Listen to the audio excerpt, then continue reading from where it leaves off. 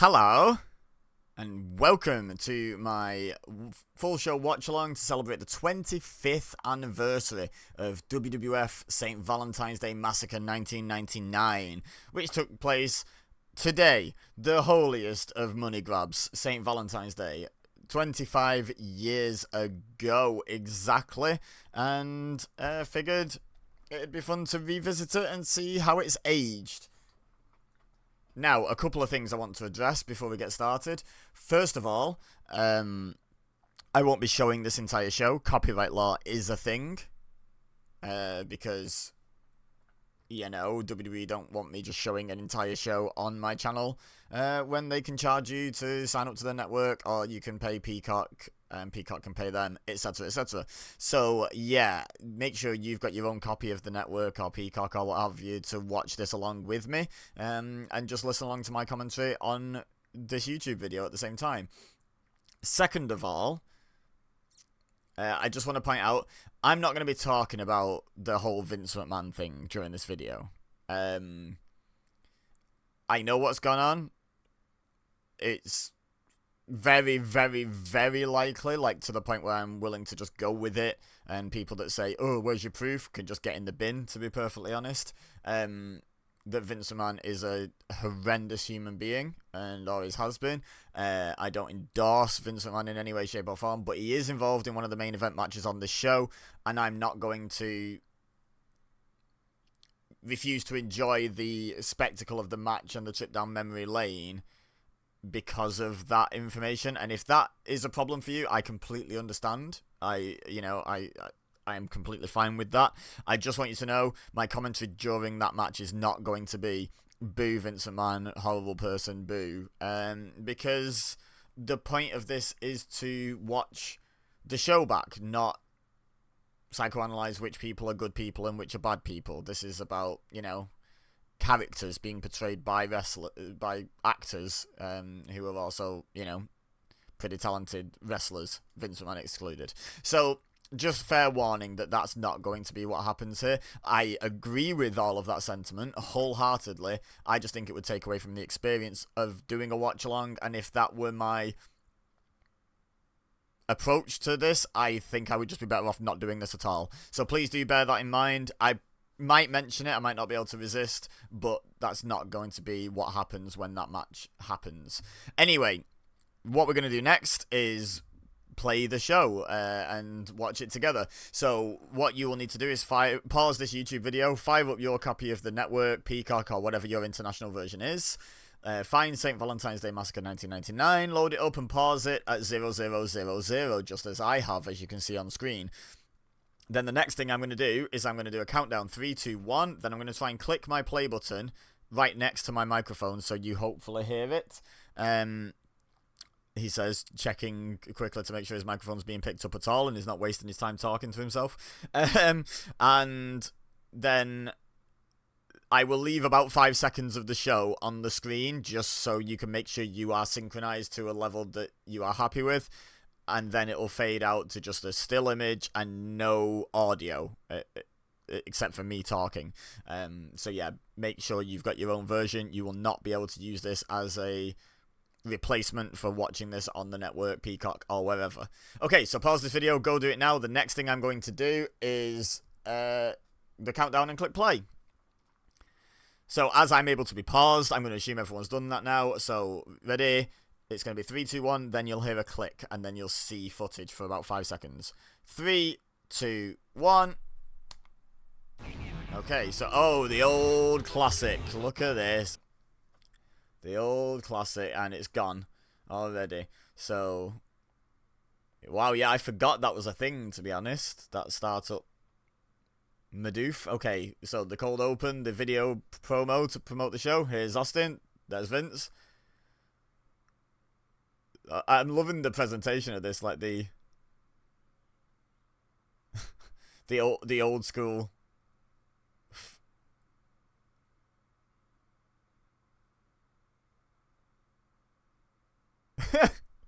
This is a bizarre video package.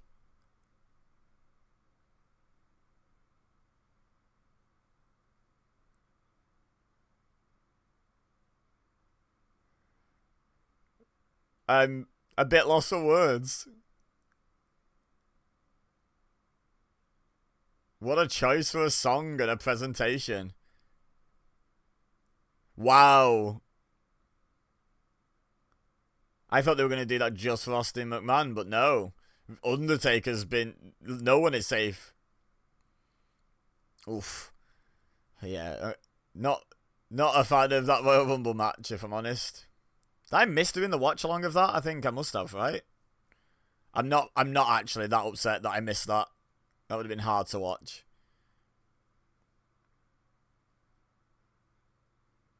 This is quite the video package.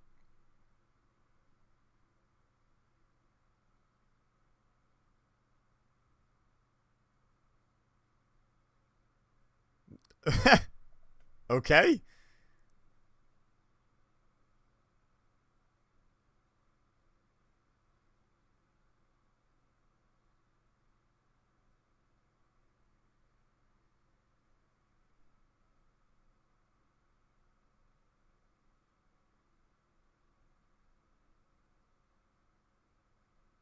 That editing though.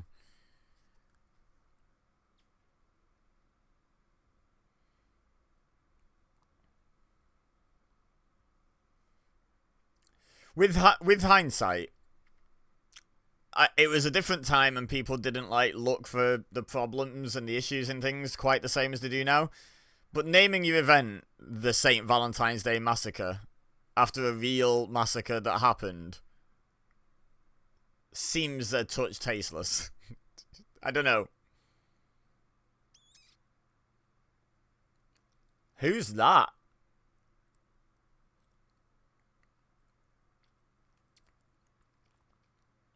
That's Michael Cole. Why does he sound like that?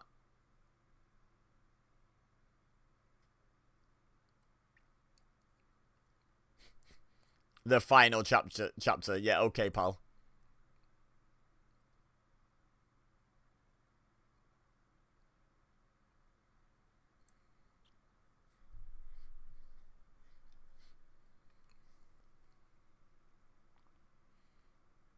Alright, we're kicking things off with Gold Dust.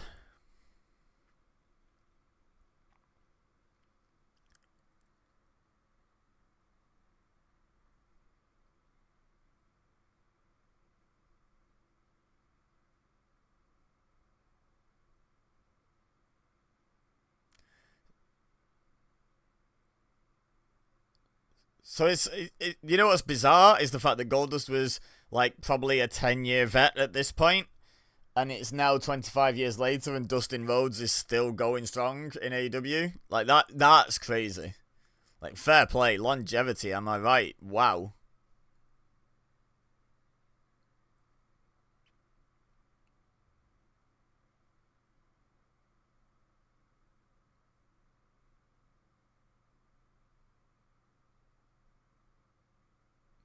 What? Wow. So that's the story apparently. Everyone get that? Goldust stole Al Snow's head, and then Blue Dust stole it back. Then Goldust kicked Blue Meanie in his blue balls, and something about a raw boy. I don't even know what that bit was about. Classic attitude era stuff, really. If you think about it.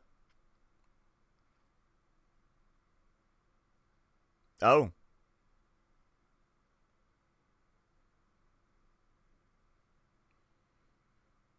Are we gonna get the Blue Dust entrance?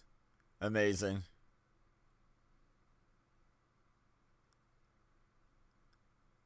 I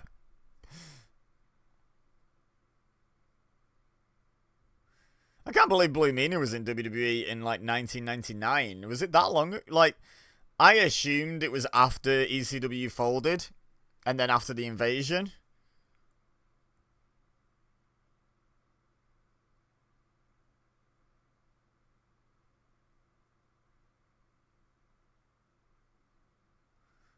Raw Saturday night.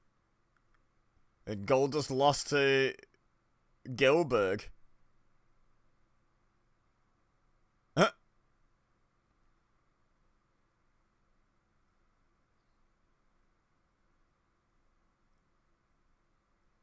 Oh my god.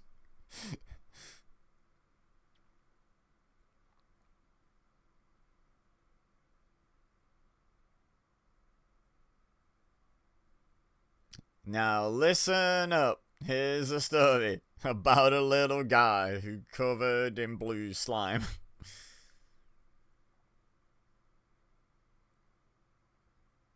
So who's the heel in this?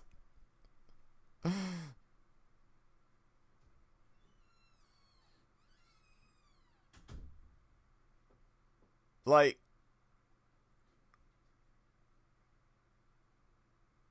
okay, so I'm guessing Goldust is the heel. Although, I think King always had an issue with ECW guys, even if they were heels. It was like the one way he broke his face heel dynamic.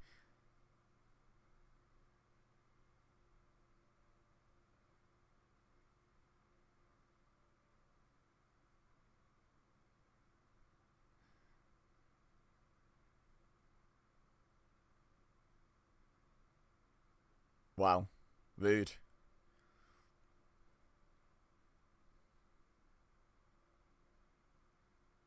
Who?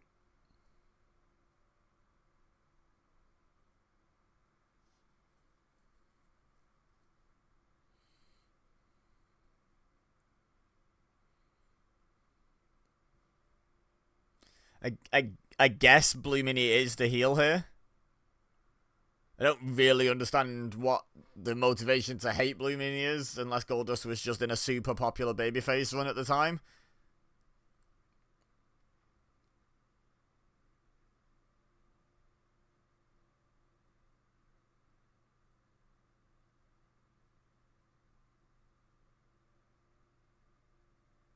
I think I've had this conversation before on plenty of watch-alongs from the Attitude Era of like, without being involved week to week, just coming in and watching a pay-per-view out of context, it's borderline impossible in a lot of the lower card matches to tell who's face and who's heel.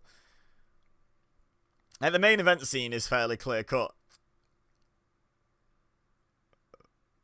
but I'm fairly confident the Blue Mean is the heel here.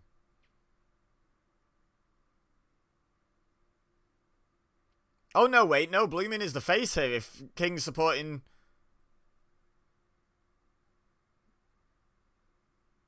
But the fans are cheering, but are they just cheering the fact that, you know, that's fun?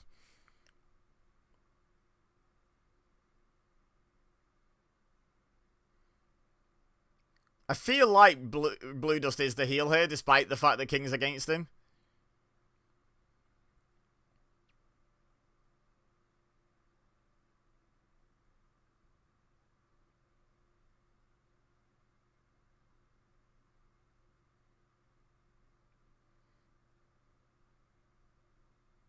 Meanie going for assault. Here we go.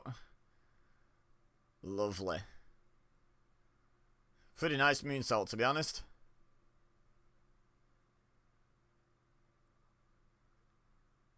Oh my god. That was a risky lift by the outfit. And that was a mercifully short match, to be honest.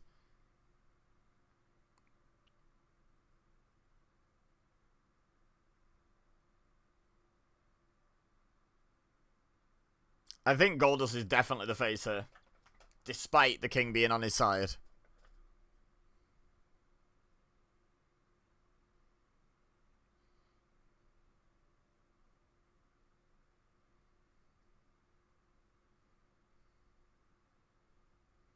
Is that Teddy Long? I've only just noticed. Is the referee Theodore Long? I think it is.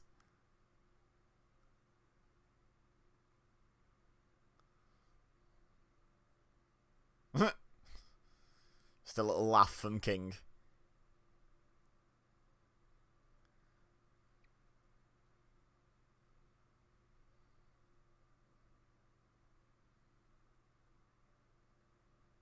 I thought you promised us closure before. Now it's, could there be closure?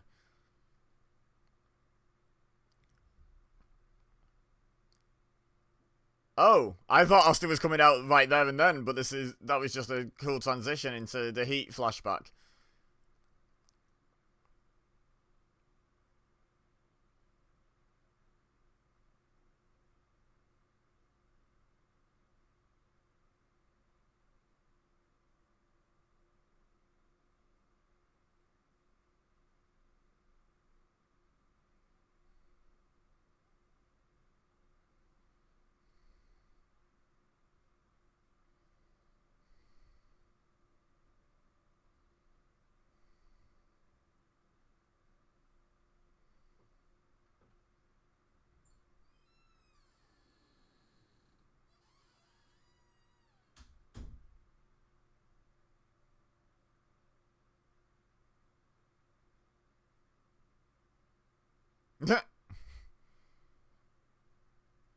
The old classic, can't touch me before the pay-per-view or the match is off trope. Has anyone ever actually broken that rule?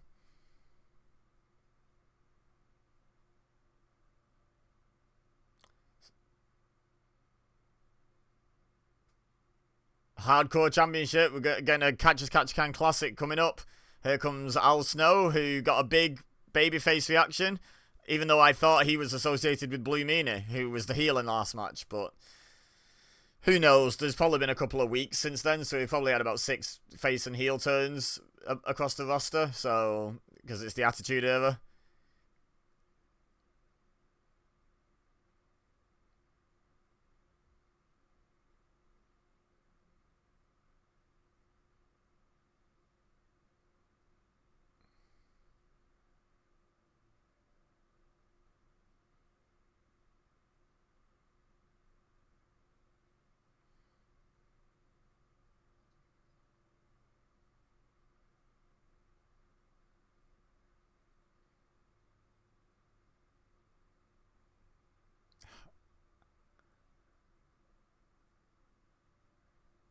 Right. Job Squad implosion, right?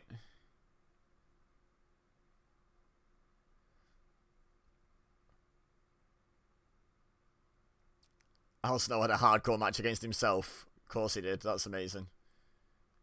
So who was the hardcore champion coming in? No one? And we've already had an unprotected chair shot to the head. Wonderful. Ooh, right into the shoulder.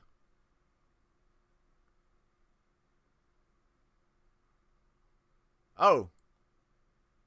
Road Dogg was forced to forfeit the hardcore title, apparently.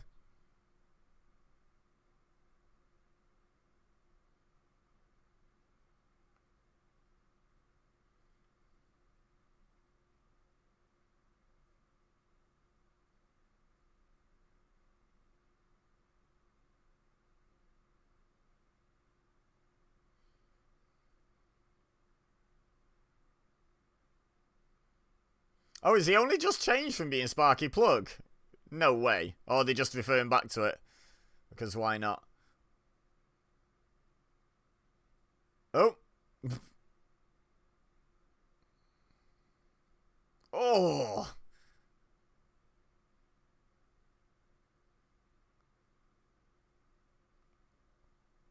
Yeah, you can tell.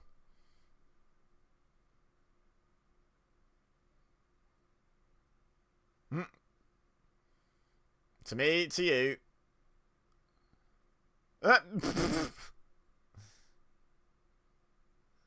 Wow, King's voice is not going to last this whole show, surely.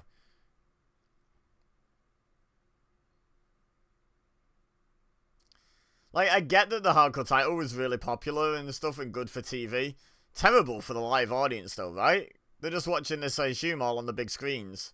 And I don't think WWE or WWF back then was set up quite the same as it is now, with the same level of, like, screen coverage in the arena. Like, when I've been to WrestleMania, you could have watched the whole show on the screens if you wanted to, because there was enough screens dotted about that you could always see one. Like, so if you didn't have a great view, you could just watch everything on the screens, but... okay. But this, there was probably like one tiny screen in the arena. Oh, who's that? Who was that hiding behind the column there?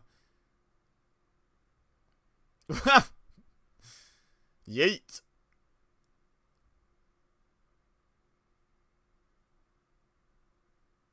I love how those two guys probably weren't actually told that the fight was going to happen near them.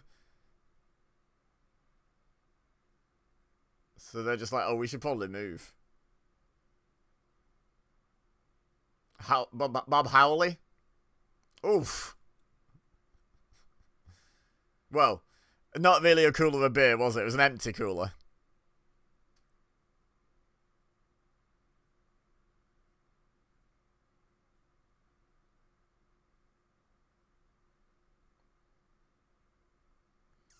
What's that in, like, real numbers, guys? 30 degrees? That's about freezing, right? Maybe a bit below?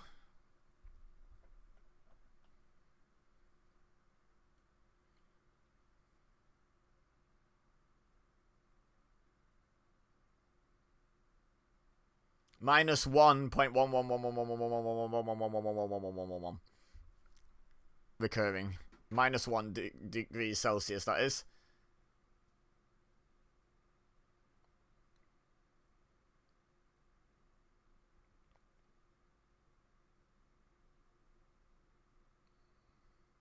So who attacked Road Dogg? Did they specifically say who attacked Road Dogg? Right into the kidneys. Oof.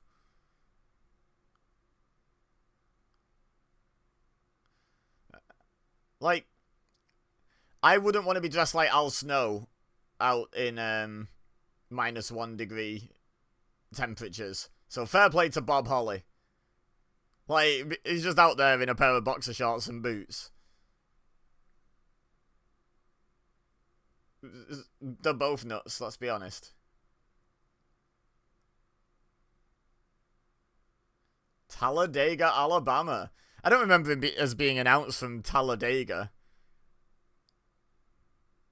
I don't remember where Hardcore Holly was announced as being from. I knew Alabama, but I've never heard Talladega before.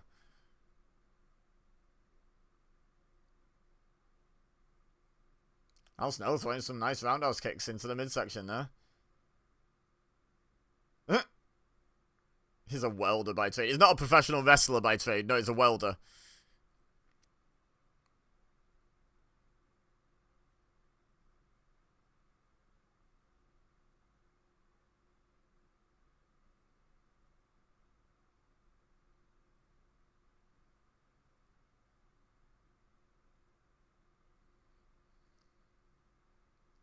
Oh, are they going there with it?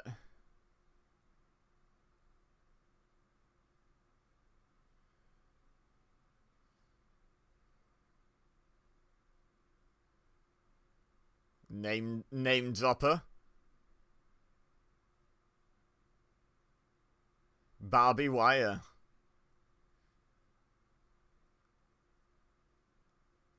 Choking him with barbed wire. Seems pretty harsh.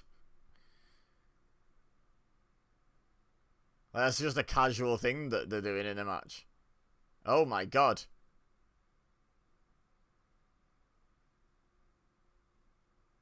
Yeah, big stop sign. A stop sign attached to, like, big metal pipes.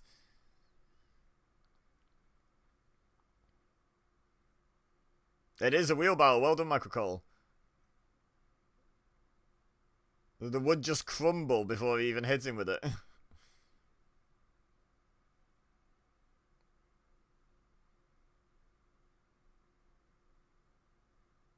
Yeah, and Al Snow.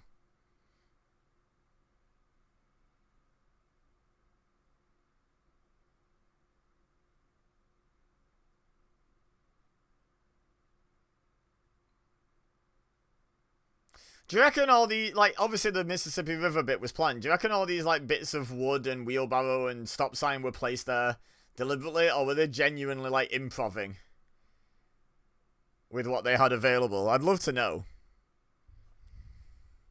I'd be much more pleased and impressed if it turned out it was all improv, to be honest. I think that'd be pretty cool.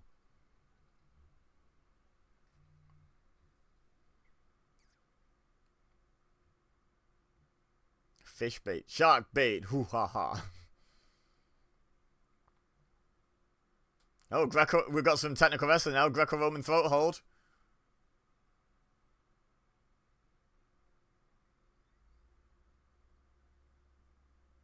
That got a pop. Oh, so it's warm. 35, 40 degrees. That means it's warmer than the air. So this is a nice warm bath now for them.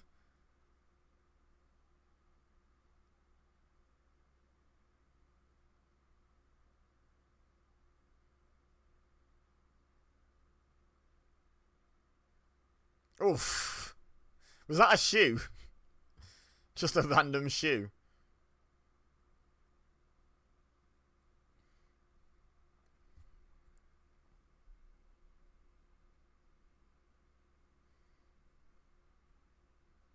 What, Batman's here? Oh my god, just took out the camera.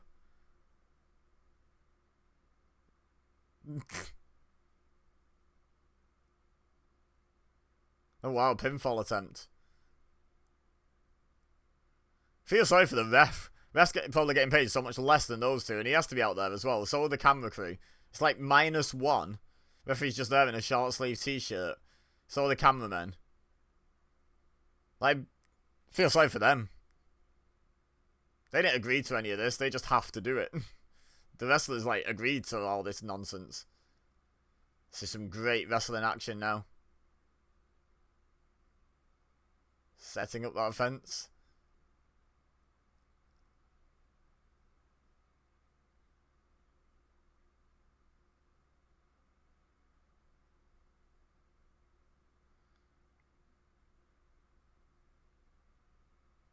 Oof.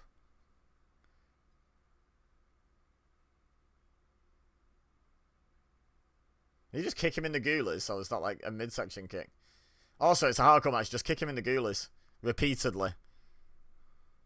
Is it gonna... Oh, yeah, okay.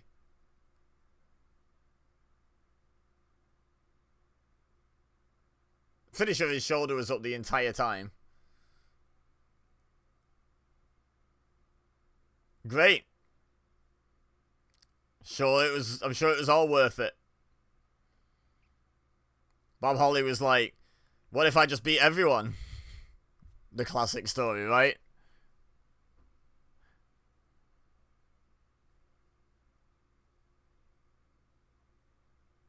If you don't know that story, it's like... So apparently Bob Holly pitched him becoming WWE champion once, and I can't remember who it was. It was like maybe Vince, or it might have been like someone else who was involved in the booking, was like, and then what? Like, give him a chance to flesh out the idea. He goes, and then what? And Bob Holly goes, and then I beat everybody. Apparently, as the story goes. Sorry if I just made a loud noise knocking the microphone. Now he has to jog back to the arena to celebrate, because they didn't think about just having the ref take the belt with them yet.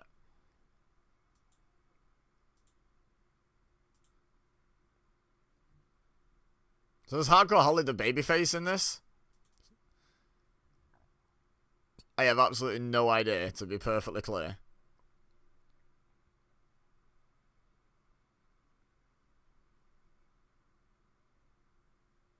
I mean, I agree, Al, he didn't win. You just showed up the entire count. The referee was just like, nah, screw it. It's going to count anyway.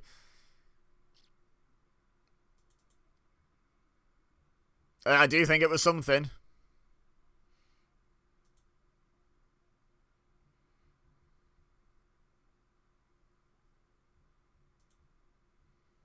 It's going to be harder than hardcore.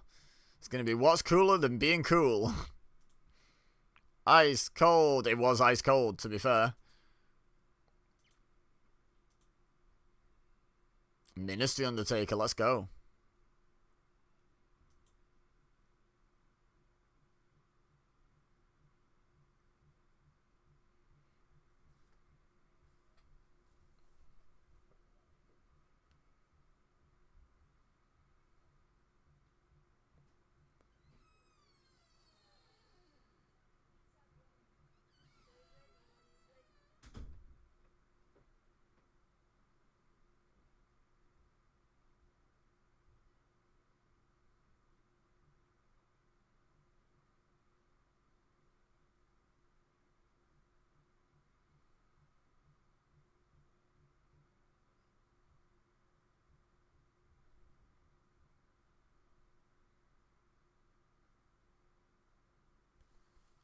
With Midian versus the Bossman. What the guaranteed way to get any faction over.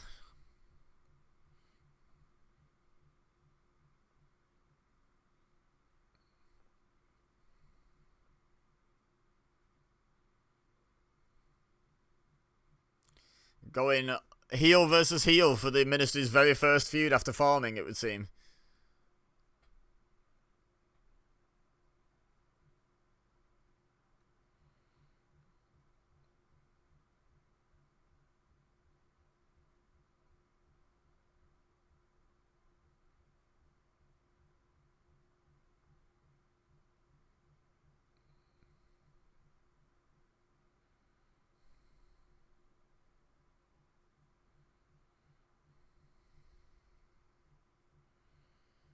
Okay, so we've confirmed King is a heel commentator.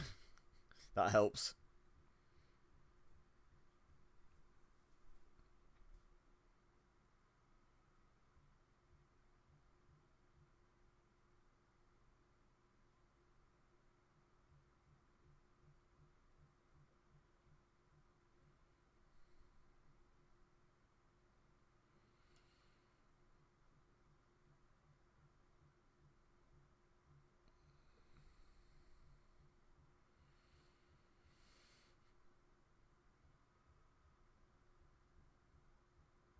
Formaldehyde and an eyeball, of course. What else would it be? Oh, are they faces?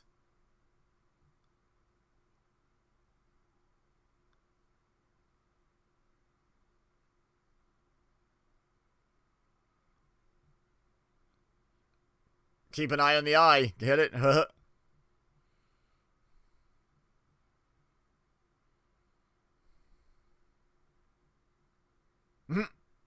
It's leaking.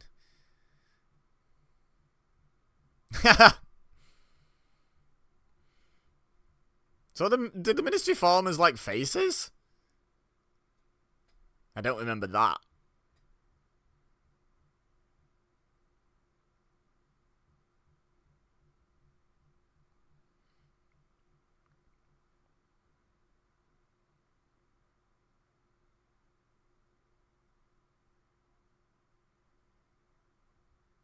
Just referencing all his past gimmicks.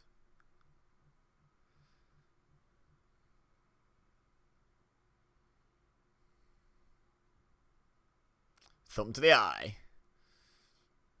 Oof. I wasn't wondering that.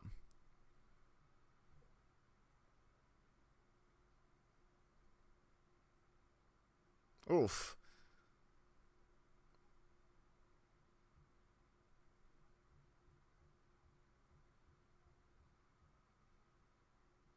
Read that.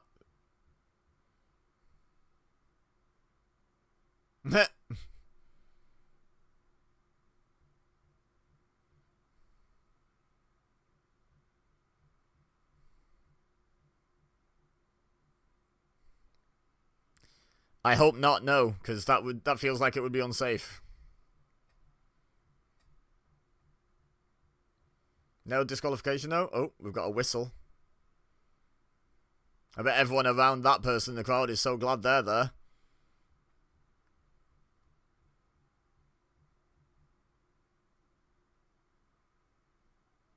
Is this a hardcore match and just no one told anyone? Does Bossman just not understand wins and losses or care about them? Like, it's one thing to cheat behind the referee's back. It's another thing in a really personal feud to get really angry and do it, but just casually in the middle of a match, just to be like, to do a low blow and then get a chair and just seemingly have no regard for your own wins and losses seems a bit strange. Seems antithetical, is that the word I'm looking for? To how wrestling's supposed to work, which is you try and win every match. With very few exceptions. Such as Bossman deliberately getting disqualified in the Gauntlet match to weaken Austin for the next Gauntlet member.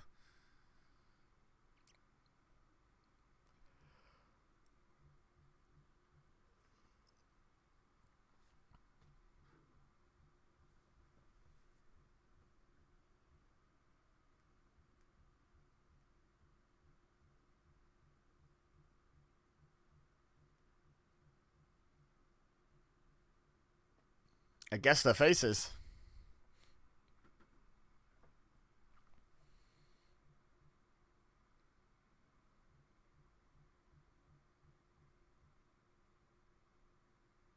The best way to get someone to be really popular, I guess, is to have Midian on their team.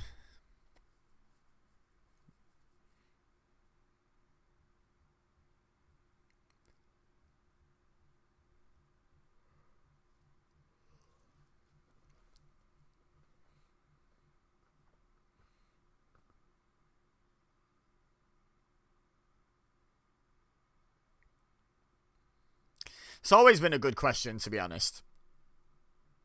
Like, sometimes you get, sorry, you get a good explanation of like the underlings' motivations in a group with a very clear leader. Evolution was a good one. Look, this is two younger guys who understand that they can learn a lot from Triple H and Ric Flair. So I get why Randy Orton and Batista agreed to be like underlings, and then eventually were like, hang on, I'm doing pretty well here, I'm going to break free. That's all logical. But like, yeah, why do all the members of the Ministry just accept their spot as lower on the card, and lower on the totem pole than The Undertaker? Like, they are, but in character, why do they accept that?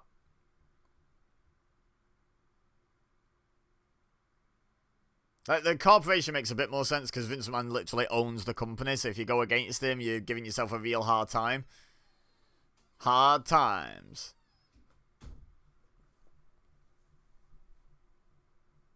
Oh no, it was just hard time when Bossman said it, wasn't it? It was hard times was Dusty Rhodes.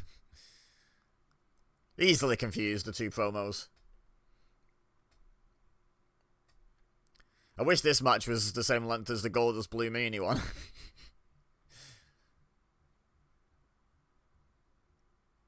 What the old reputation used to always be that WCW's undercard was way better and the WWF's main events were way better. Yeah. Like, this is just dull.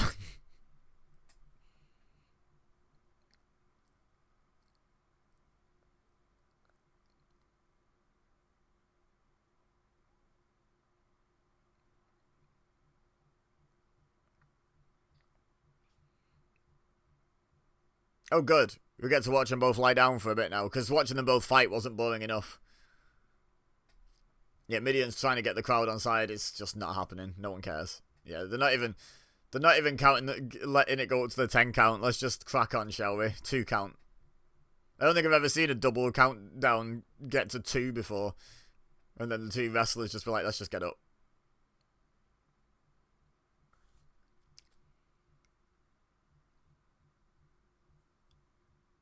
What's your plan? What's your finisher, Midian?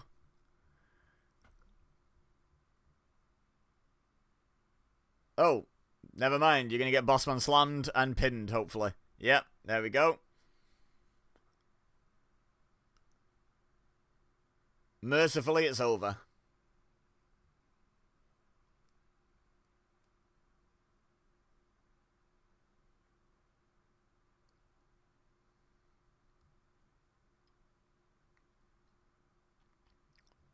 Uh-oh. Well, I think that answers the question if Undertaker's face or heel and the Ministry. I don't remember them being faces. What the hell?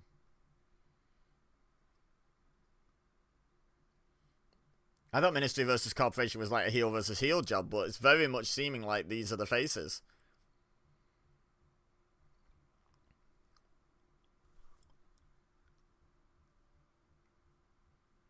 Yeah, he changed his beard.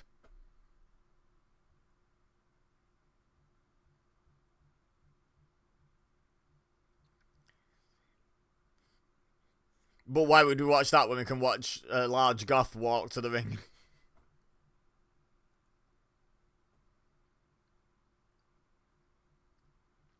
It's popular evil.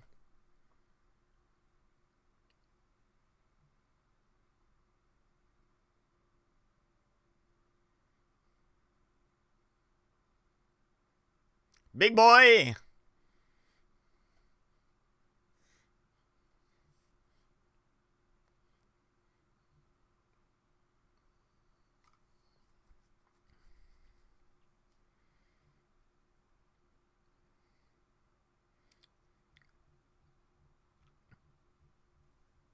Wild when you think what Edge and Christian and to an extent Bradshaw went on to be as well.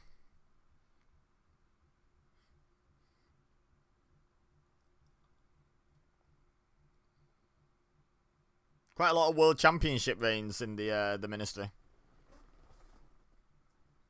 Like future ones.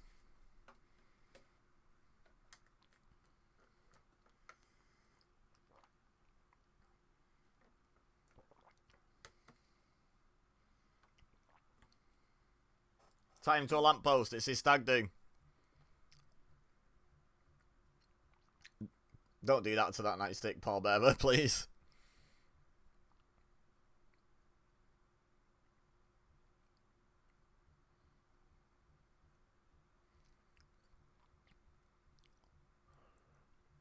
Relevant question. Where were the corporation in all of that? Like, no help for Bossman at all. Like, why be in a team?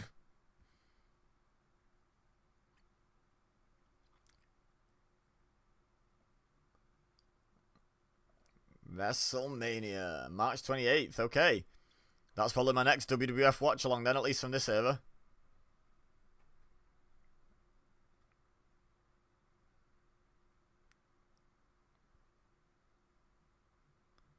So Mark Henry and Ivory are a thing, right?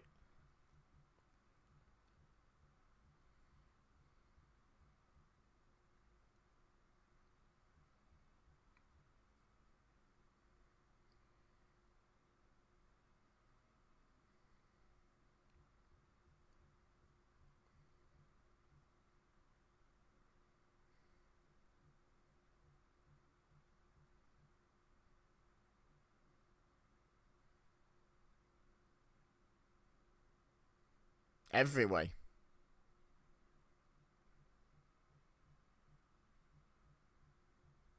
Wow. Rude, honestly, that.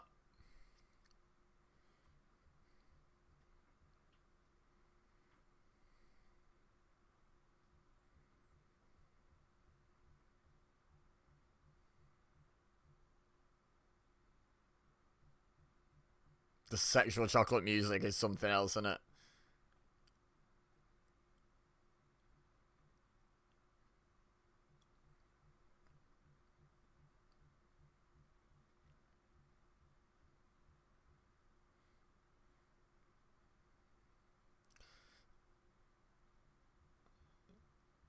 So was this Ivory's, like, debut in WWF? Say, introduced to the world? Was this her, like, I know it's not a wrestling debut, but a WWF debut? This was her first angle? Was as Mrs. Mark Henry?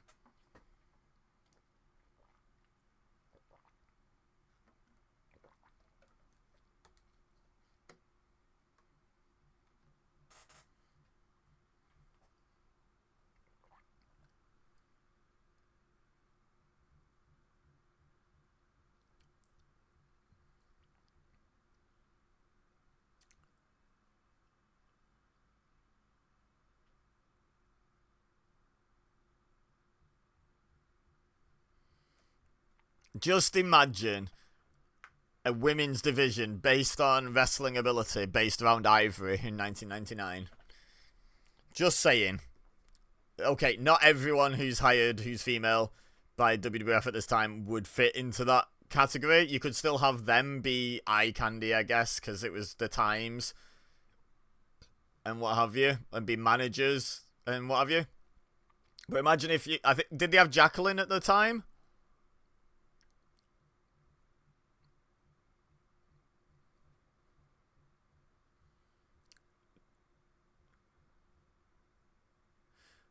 Why did the graphic at the bottom just say Jeff Jarrett and Owen?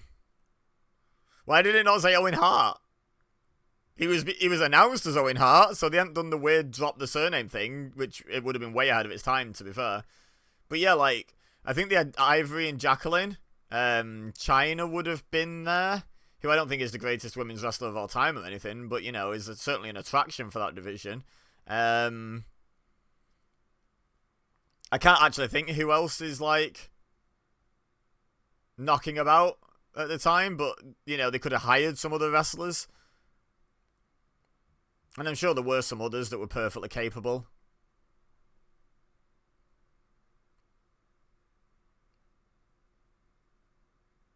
It's clock for a change. Oh, no. Never mind, not clock. It's 9 o'clock for a change. Sick of it never being 9 o'clock. I'm so glad it is 9 o'clock for a change.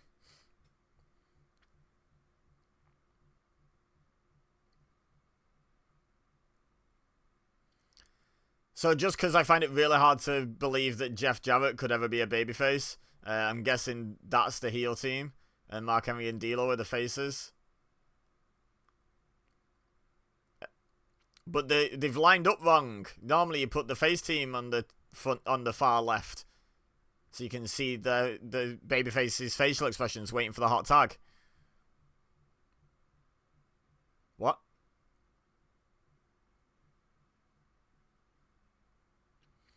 Yeah, also, Mark Henry and D'Lo got Ivory to, like, even up the odds. So that implies that Jeff Jarrett, Owen Hart, and Deborah were cheating for the advantage. So, yeah, I'm going to go with the heels here. I haven't seen any, like, really clear-cut baby faces yet, though. Like, you think about it, in the first match, was Goldust, like, clearly a babyface there? Kind of played to the crowd a little bit, I guess. Probably the clearest babyface we've had so far. Then the hardcore match, I have no idea who was supposed to be face and heel there. Then the next match, was Midian really a babyface? Like, what made Midian a babyface? What made the Ministry babyfaces? I don't know, just weird. I guess the fact that they were fighting the corporation. And then in this one, it's like Mark Henry cutting that promo about making Ivory the envy of all women by giving a box of chocolates and stuff. Like, PDAs are quite often a heel move. And proclaiming everyone should be jealous of your girlfriend is quite a heel move. I just... There's not really many definitive baby faces in the Attitude Era, right? And I don't even mean they have to be like white meat babyface. Like, Stone Cold is not a white meat babyface by any stretch of the imagination, but he's very clearly a babyface. But, like, the same can't be said for anyone else so far.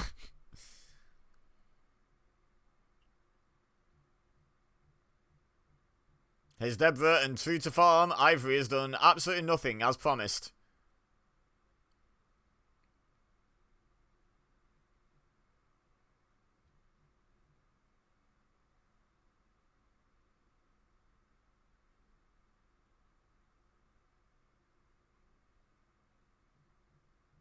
Oh. Shoved.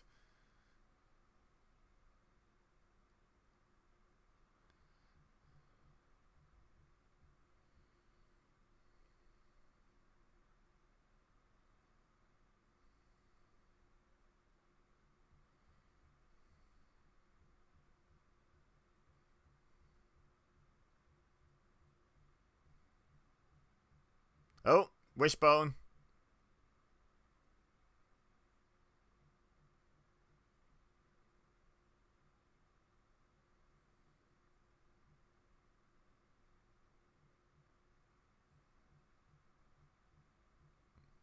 That's the chant nugget. We in the nugget bit were we the I am not a nugget.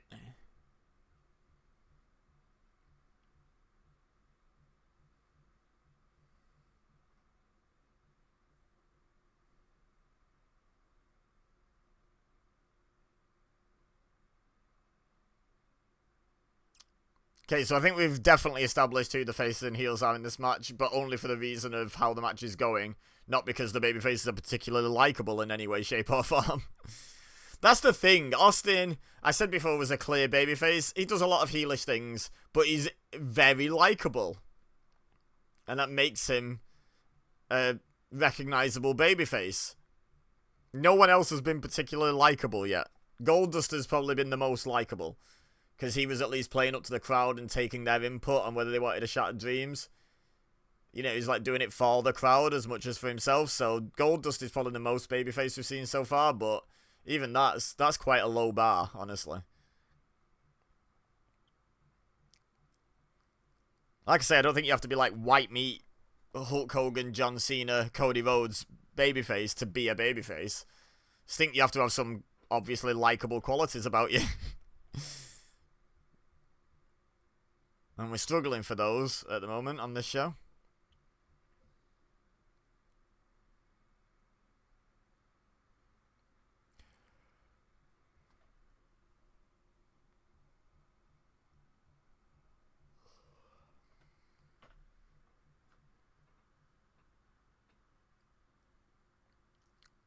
Double back elbow.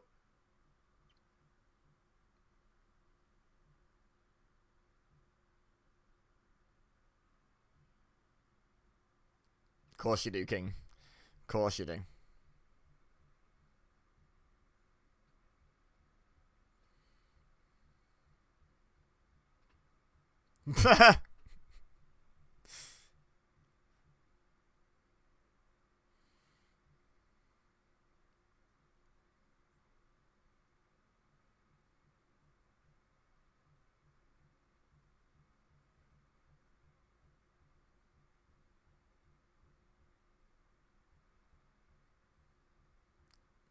Oh, little dig at Bret Hart. Very classy.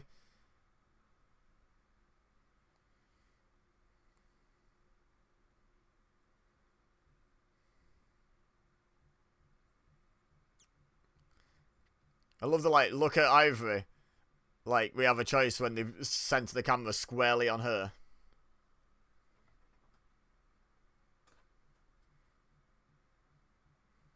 The crowd were actually getting behind D'Lo getting the tag there, and they nerfed it. Will that be a mistake? Will the crowd get behind D'Lo again? We will wait and see.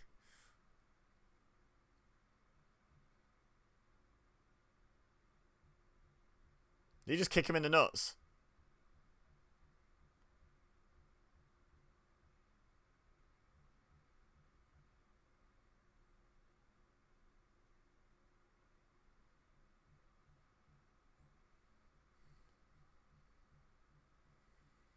Because that's what women are. Problems for men. Oh, hello.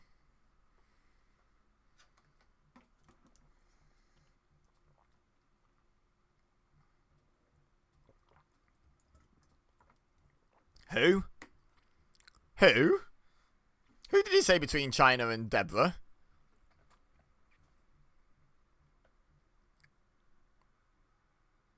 Did he say Sandy or something? Who the hell were they talking about?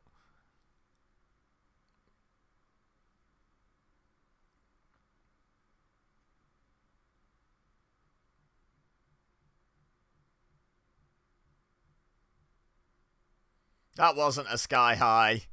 That was a power bomb. The sky high isn't an actual power bomb. It's like a combination spinebuster power bomb. You're never up on his shoulders for a sky high. Is that all it's been? Feels like it's been about 15 minutes.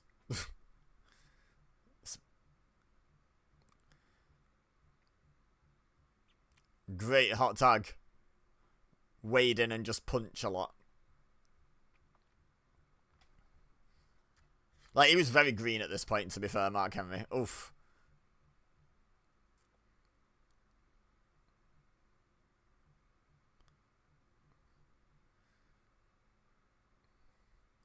That looked more like a sky high.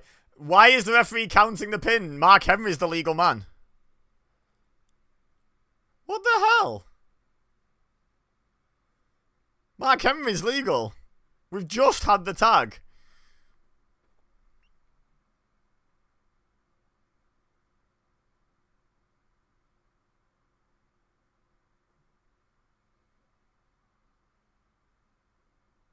Picked your corner wrong, didn't you?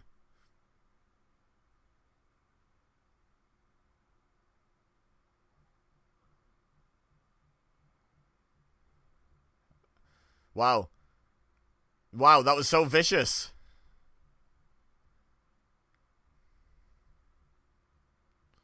D'Lo brought her in. Oof. D'Lo brought her in to stop the distractions happening. And then went and got distracted by Ivory trying to do her job, it would seem. Wow, a submission to a figure four. Crazy.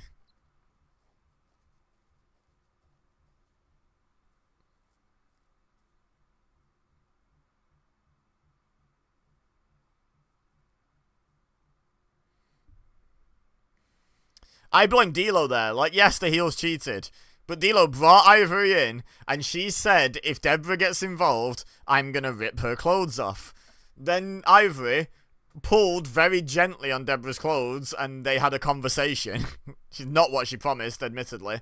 But, oh, here we go. Yeah, wouldn't be the Attitude Era, would it? But then D'Lo gets distracted by that and tries to go and stop Ivory. And it's like, that was the whole point of you guys having Ivory at ringside.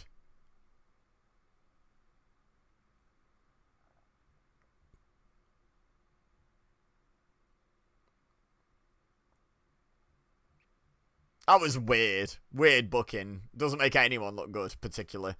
I mean, Jeff and Owen look okay out of it, I guess. And Mark Henry doesn't look terrible because of the guitar shot, but it makes D'Lo look stupid. Makes Ivory look incredibly ineffective.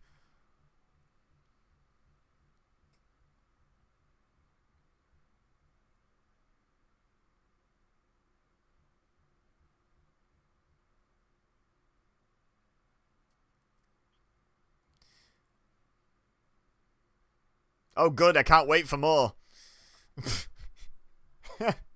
Can't wait for more technical wrestling.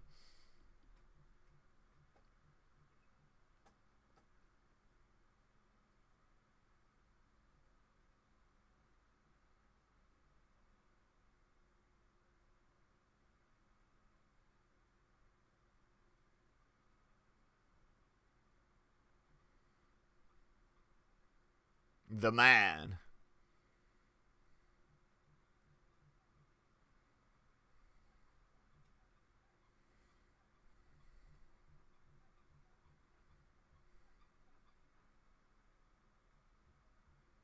Gotta respect it.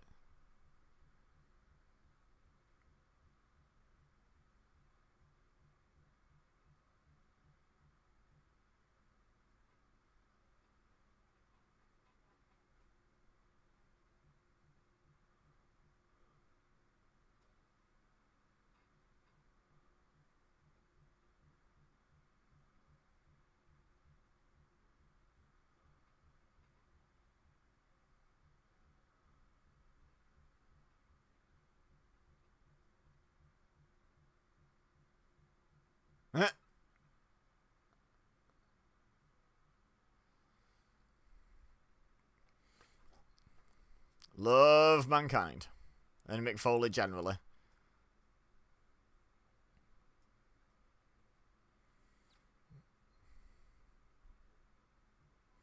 The Rock despised by the fans. What a difference 25 years makes, eh?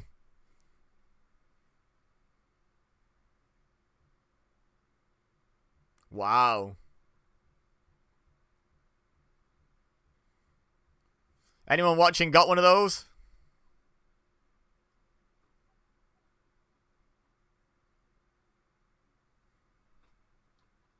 I still think this is the only female Ryan I've ever heard of.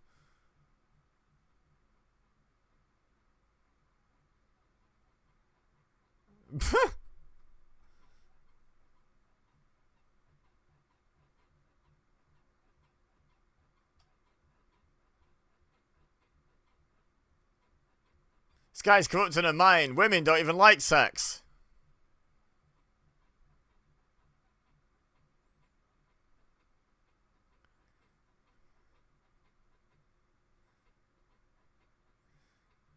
So,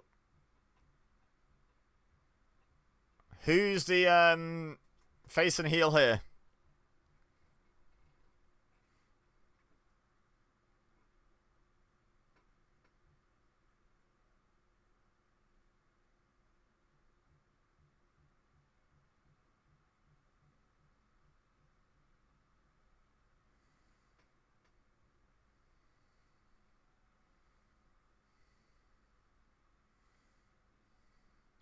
I do have to ask Ken Shamrock, in character, how he believes he and his sister exist if he thinks that finding a woman sexually attractive and having sex with a woman is disrespectful. He needs to have a word with his father. Wait, I'm guessing this is just Billy Gunn. Actually, it's the Attitude Era. It could be anything. Yeah, it's just Billy Gunn. Is the special referee for some reason.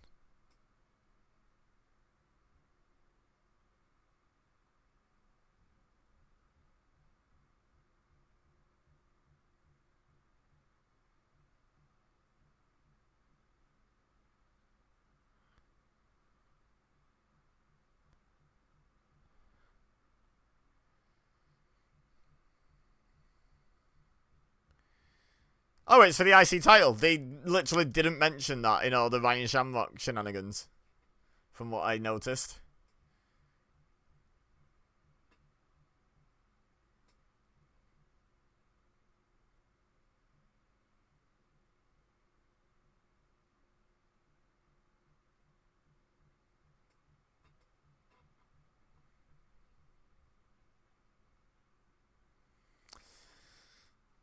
So we've got a guy getting people to scream "suck it," and then we've got the porn star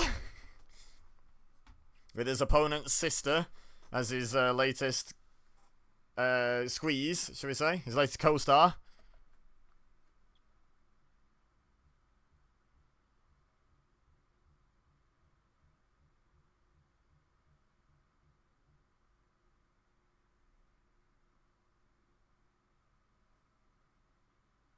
She seems so reluctant and against her will.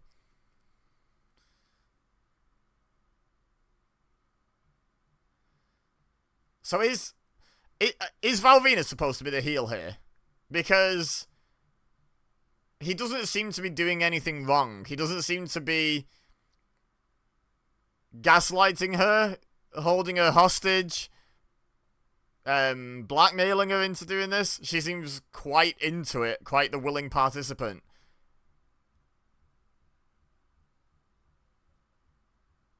I love the detail of her dress looking like his towel, even having the slit on the same side as he has the slit. Like, great detail, and honestly, shows that they're on the same page. I think Shamrock's the bad guy here. I think we're supposed to believe Shamrock's the face, but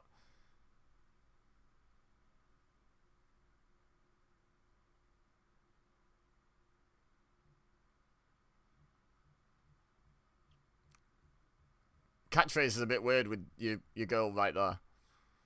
Just saying.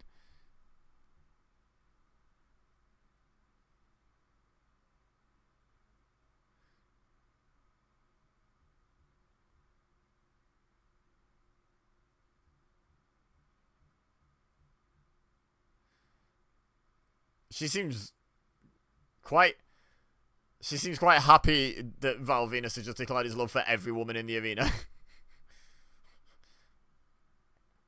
Maybe there is something a bit shady about him. Like, if it was being presented as obvious that Val Venis was just using Ryan Shamrock to get an Intercontinental title shot, that video package did not give that impression. Look at the state of that man. He is a grot, isn't he? Like, you would not fight that man.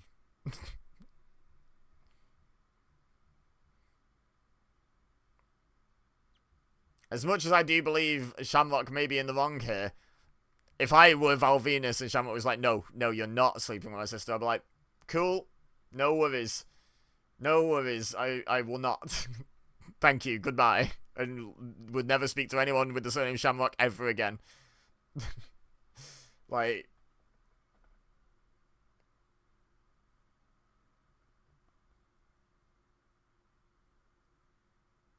yeah, forget the IC title. Who cares about that?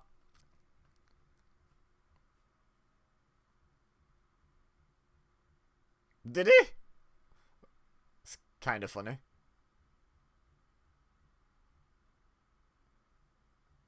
What? Oh, right, because he's not watching the action. Was there a questionable referee call at the Super Bowl? I mean, yeah. Duh. Why is Michael Cole calling him Kenny? Like, I understand Val Venis and Billy Gunn doing it if they don't like him and they're trying to antagonize him. Why the hell is Michael Cole jumping on that wagon? If Ken Shamrock doesn't like being called Kenny, good luck.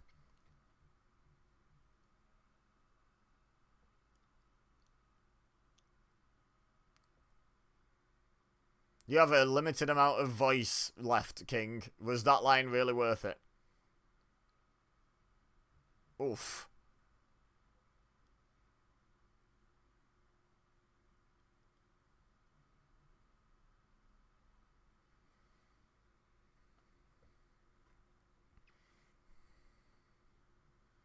Yeah, but his sister or something. Who cares about his accolades and the title that's on the line? Who cares? Sister.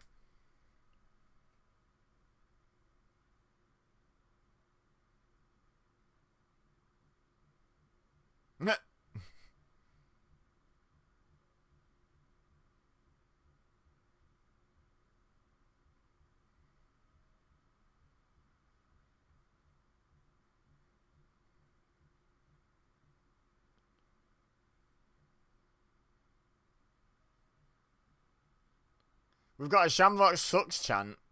Am I... Wow, was the nuance actually there? Is Shamrock the heel in this?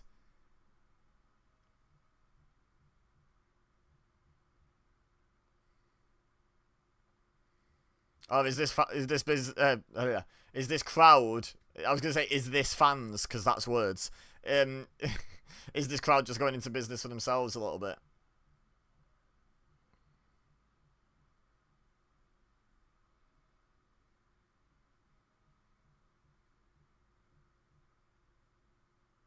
It ain't red or yellow either, because red doesn't mean anything.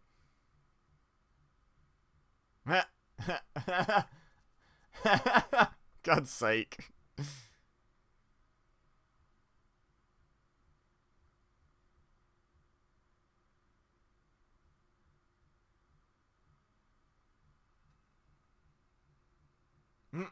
One.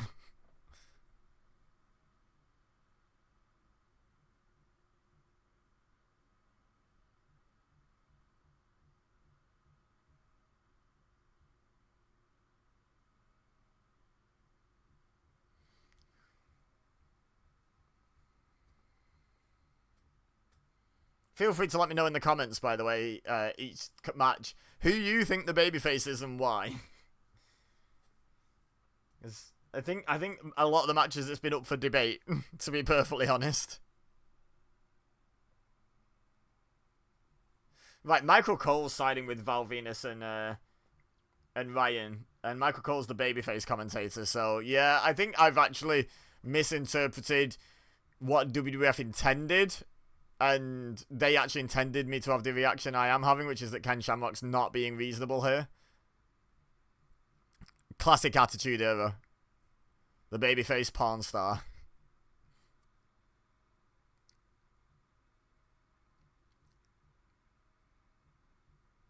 Oh yeah, WWF so catch as catch can.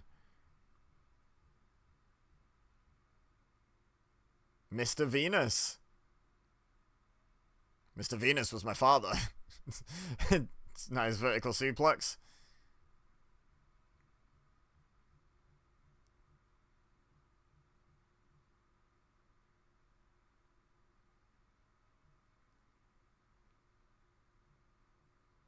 Oh.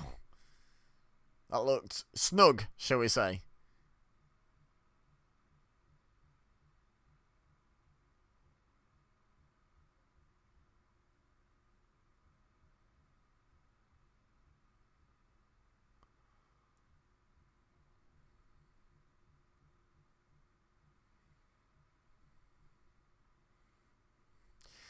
Must be a weird sensation to watch your brother fight your boyfriend.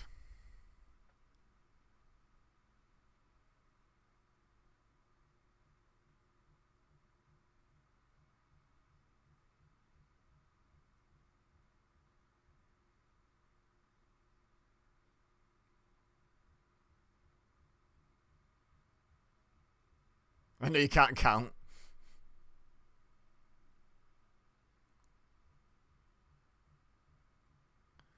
Okay, yeah, King's hardcore defending Ken Shamrock, so there's your confirmation as well.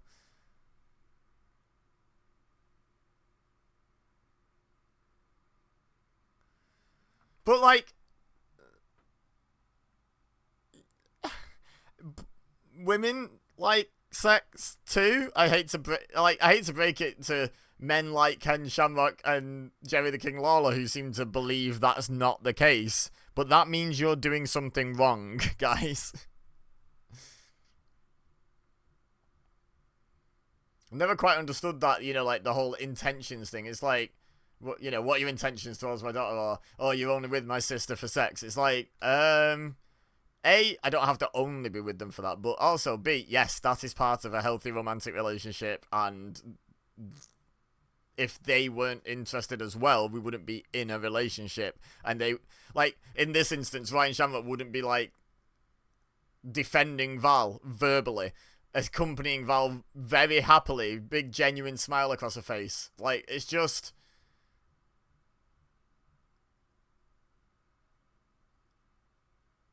I don't even understand what that reference is, King. I'm sure that made sense to Americans. It meant nothing to me.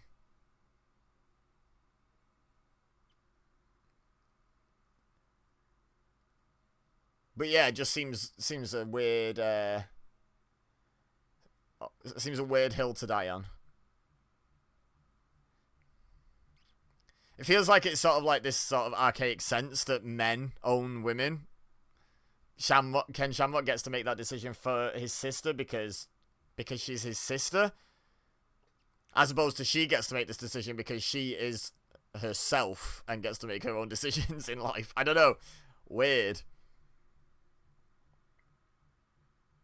And before anyone comments it, yes, I know it's not real. I'm giving my thoughts on how we're supposed to relate to these characters.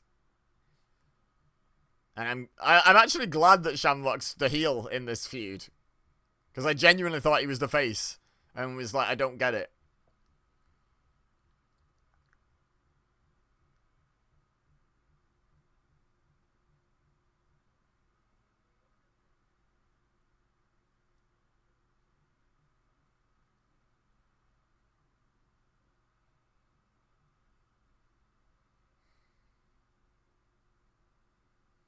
Did El Snow ever get out of that chain link fence? It's a good question. He was struggling a lot more than he should have.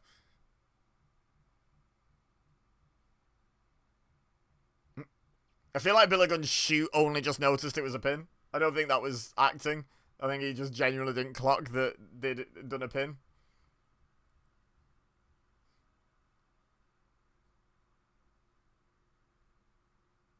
So is Billy Gunn supposed to be a heel?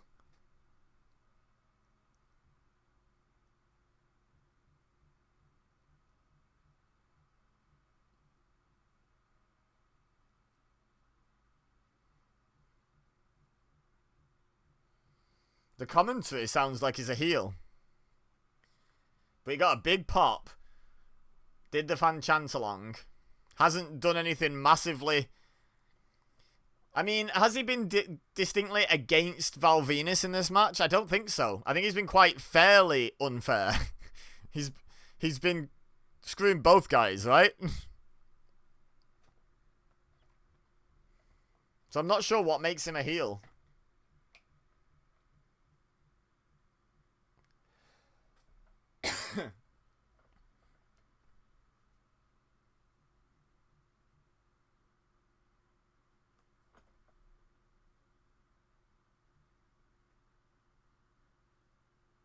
No joke about that from King. I'm impressed.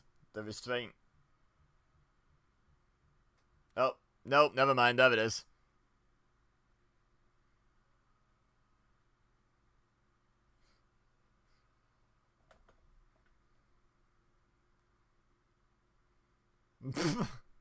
Oh, did she?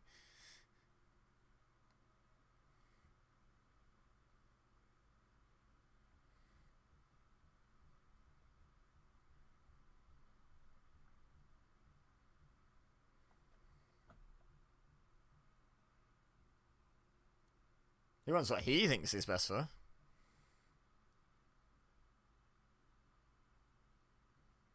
Wait, Val Venus hadn't won a singles title at this point. No way. I assumed he'd been at least, like, European champion by now.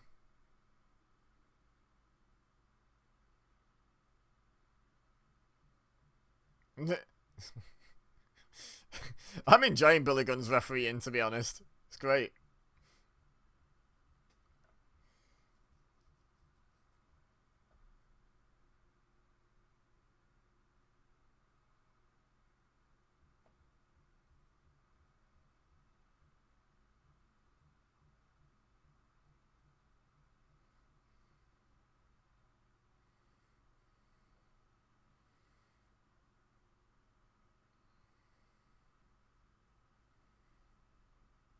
It was a nice DDT. Yeah. See, he's not just screwing Val Venus.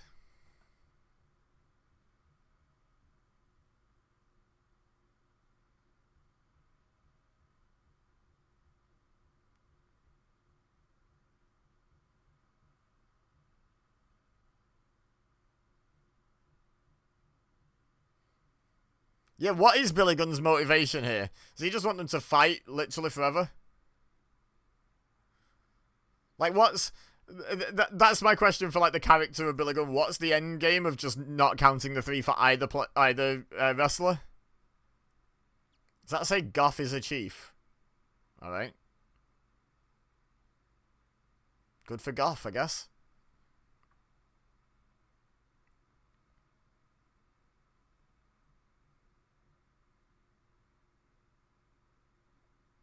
That just seems to be his cadence. I'm not going to lie. He's been pretty consistent. As long as the referee's consistent, the wrestlers know what's needed. I mean, okay, there was the one with the Shamrock for the DDT.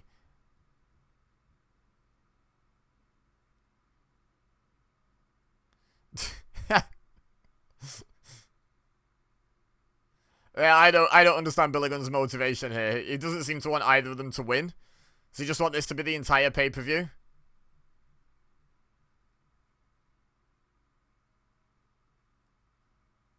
It's 2-2.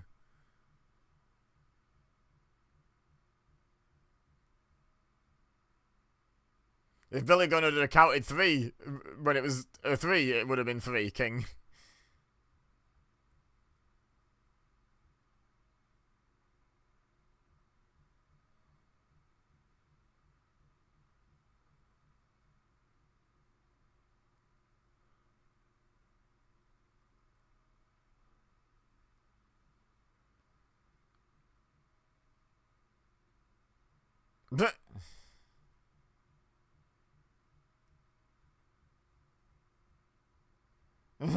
Open that hand up.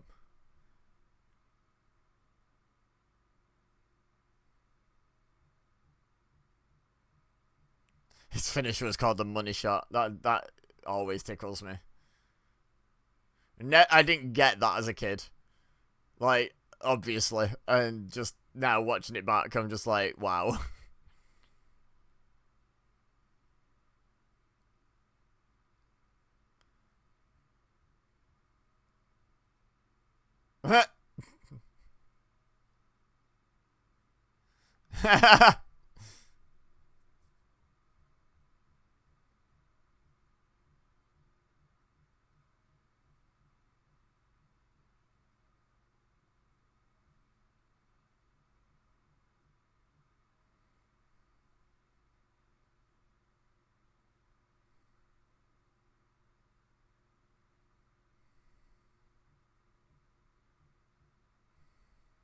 Wow.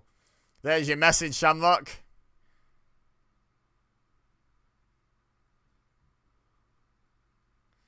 That's not even the full... Oh. Slap. That's not even the full expression. You know the whole blood thicker than water saying? Like, you know, like, people use it to say, oh, the, you know, like, family's more important than, like, friendship or relationships or whatever. Oh, roll up.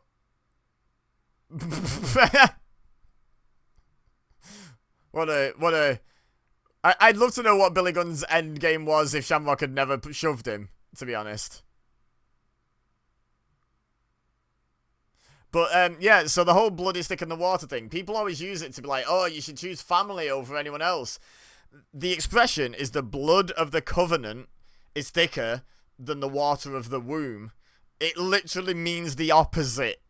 It literally means, yeah, the water of the womb, family, blah, blah, blah, but that blood promise you make in a covenant, that is more significant. The people you choose to associate with are more important.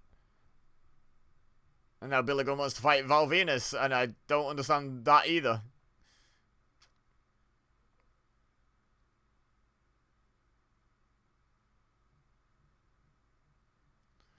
So Billy Gunn hit Shamrock, rolled him into the ring, fast counted him, brawled with him on the entranceway, and then went and laid out Val Venus as well. Sure. Like, at no point while laying this out did anyone ask, what is Billy Gunn's motivation here to behave as he did in this match? Because it doesn't make a whole lot of sense, not gonna lie. So that was Val Venus' first title win in WWF. How prestigious. I bet he's glad he won it in such a like magnificent way. Also, for a supposedly manipulative porn star nasty man who's brainwashed Shamrock's sister, sure did hold the ropes open for her then like a gentleman. Honestly, I think WWE did a really good job of making Venus the face in this one. Like, genuinely, like, fair play. I don't say that a lot watching the Attitude Era back for nuance. But in this particular occasion, I'll give it to them.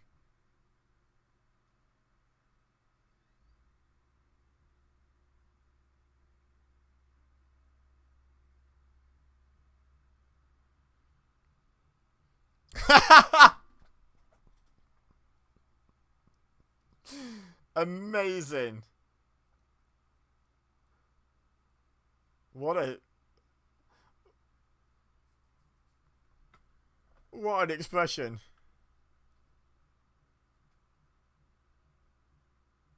I thought they were going to be selling actual sockos, but no, t-shirts. The most recognizable item of foot apparel in the world, or whatever they said. Amazing. Wow. Triple H and X-Pac, the DX. To get tag team match player.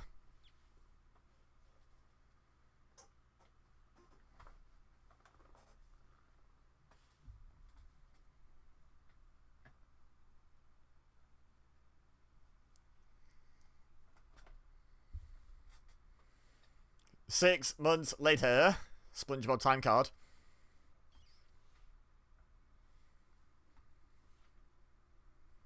Another I Quit match.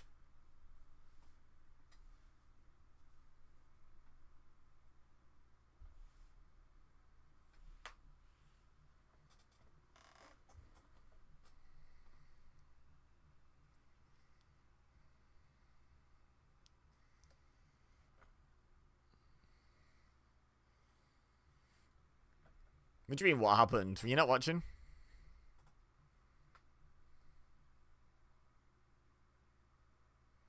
Ugh. Ugh. That doesn't age well.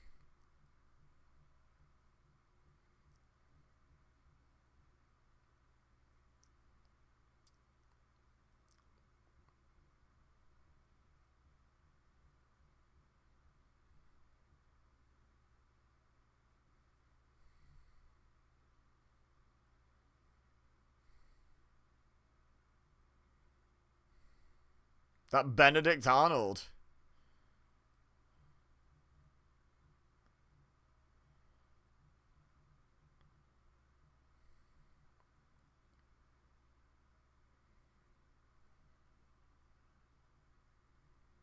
Kane.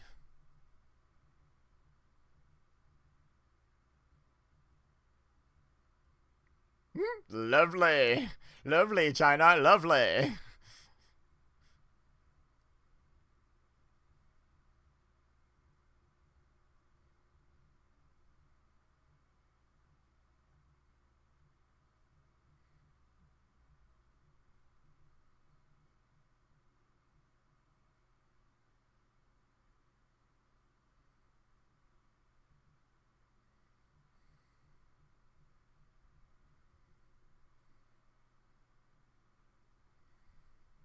Well then.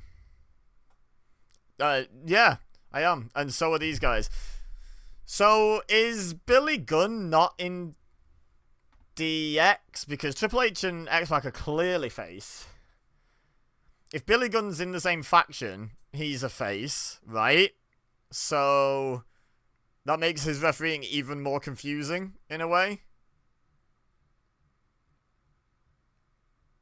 Oh, it makes his attack on Val Venus after the match confusing anyway. I just think I'm reading too much into it. I'm expecting the Attitude Era to make some sort of sense. Billigan's still in the Tron. I just saw him. There he is.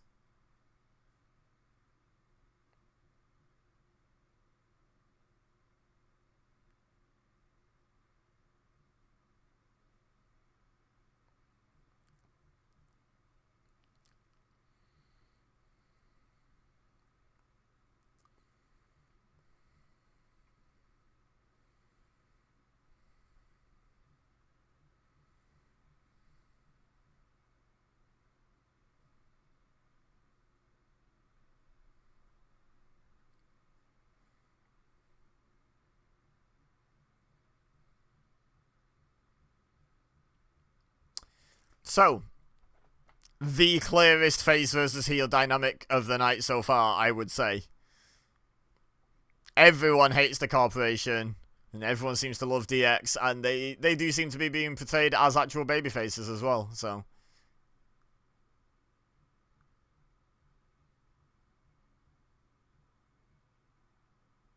No, you didn't. WWF B.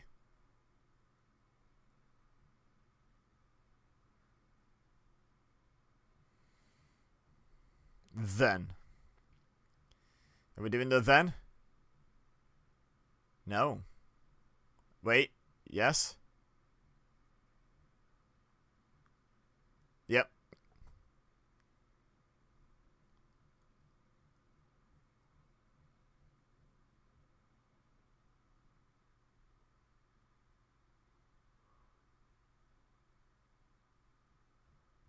Wow. Wow.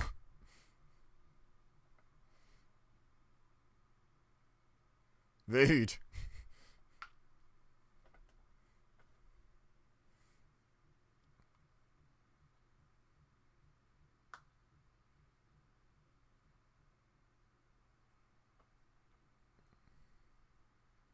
Does X-Pac get to speak?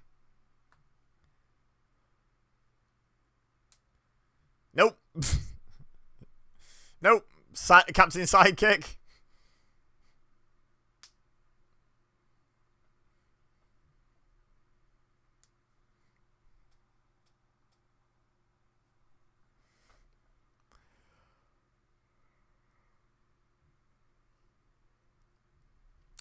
Corporate Kane. Take 1.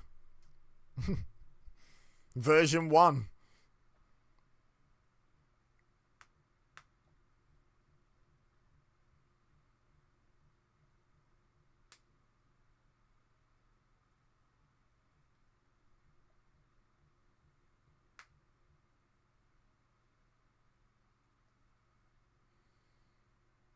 Oh, that's Kane's motivation for being in the corporation.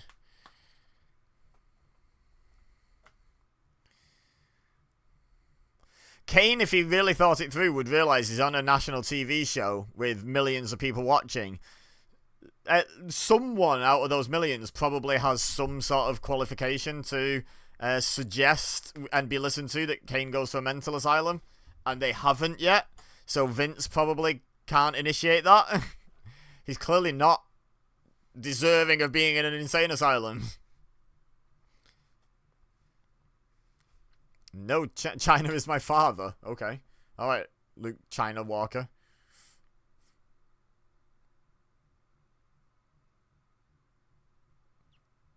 We don't have the Don't Treat Me Like a Woman music yet. Unless we did, and this has just been dubbed over because they don't have the rights to it anymore or something. Let me know.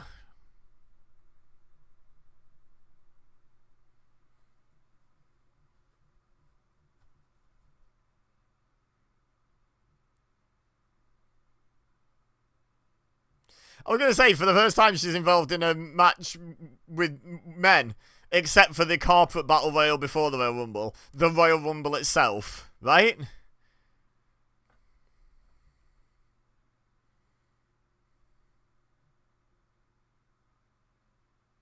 China syndrome.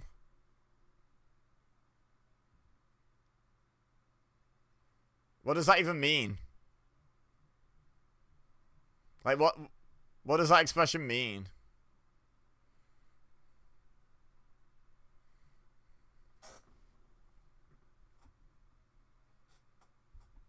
Ah.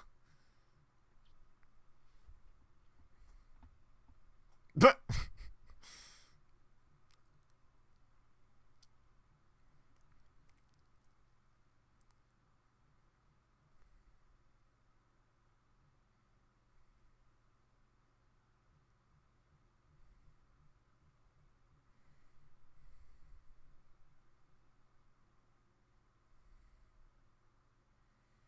Triple H in his Kane synergy outfit of wearing classic DX colours of red and black.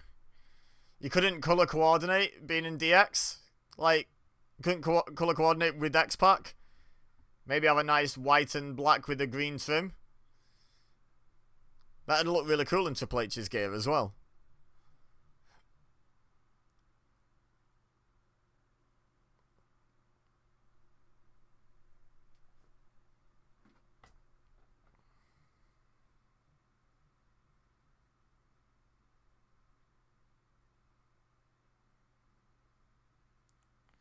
Wham, wham, wham. Green Giant.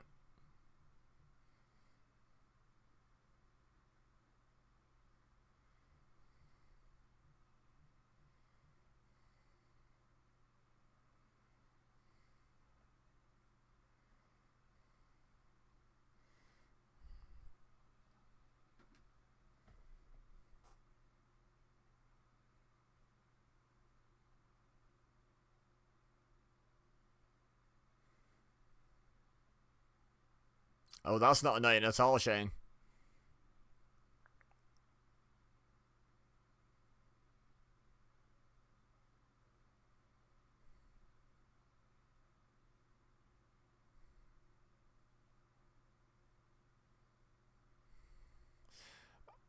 Right, I don't want to be that guy, but when Kane tagged China, her butt cheek jiggled. How does that work? All he did was slap her hand. How does that work?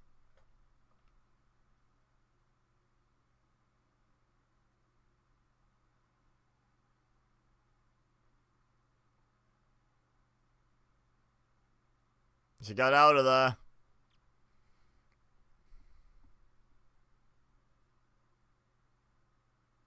Michael Cole's look then. The disdain.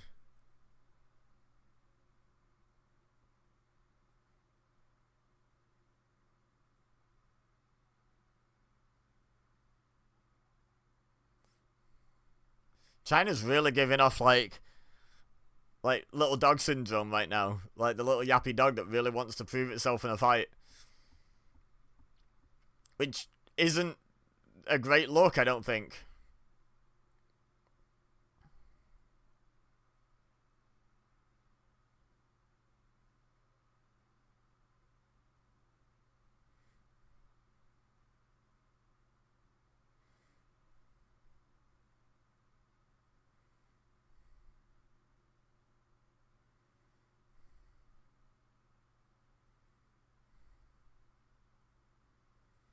Ah, Triple H and X-Pac are soulmates. Is that what you're saying?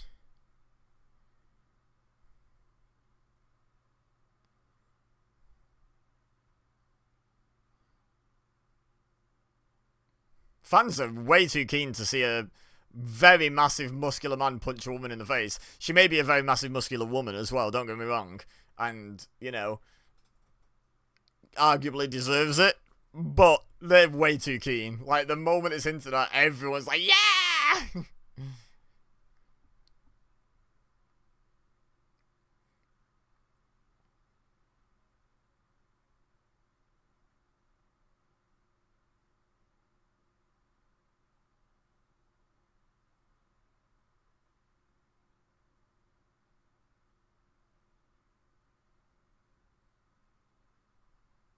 Get it? Raw?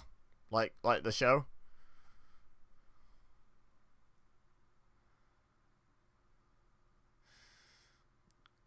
China demands the tag and just floors Triple H.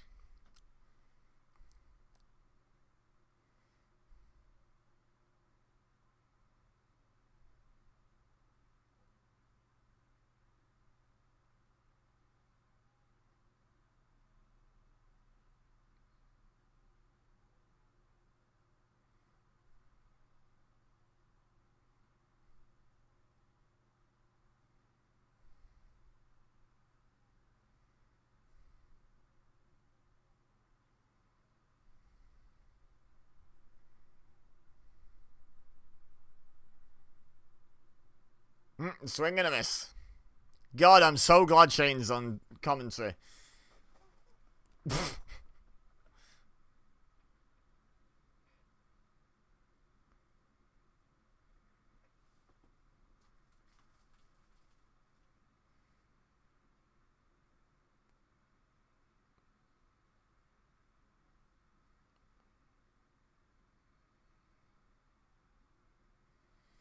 This hasn't followed the formula for a tag match at all so far. I don't know if the plan is now to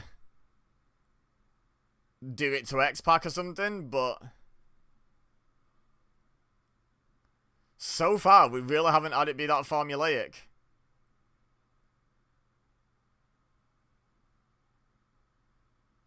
Uh-oh.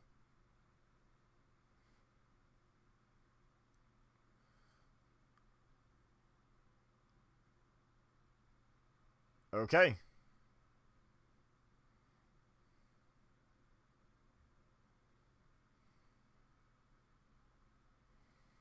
Referee's being quite loose with the rules here.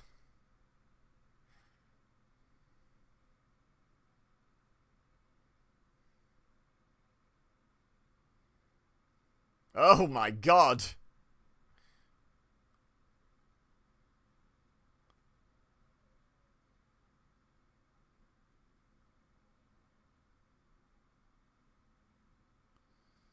Ugh. Thank you, X-Pac.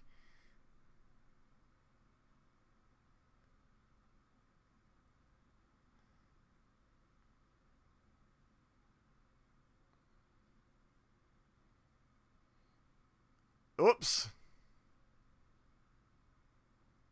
Right, now do we get the old heel team quick tags?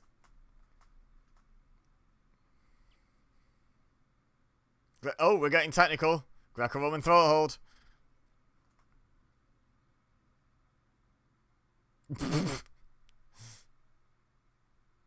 Well, obviously it was intentional, King. I don't think anyone's disputing that.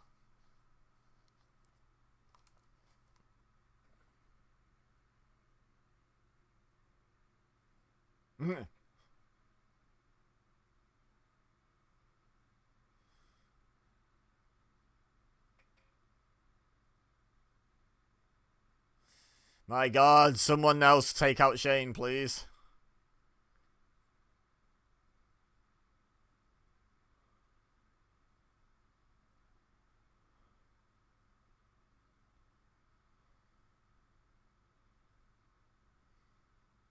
Did Michael Cole just say X-Punk?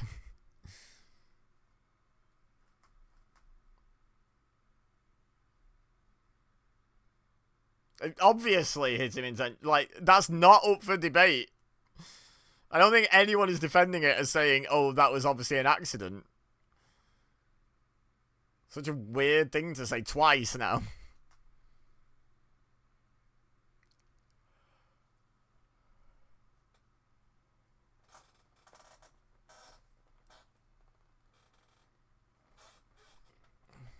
Right, can we take this one home now? I think we've hit all the story beats we needed. Honestly, the match isn't that bad. I just want it to be over so that I don't have to listen to Shane.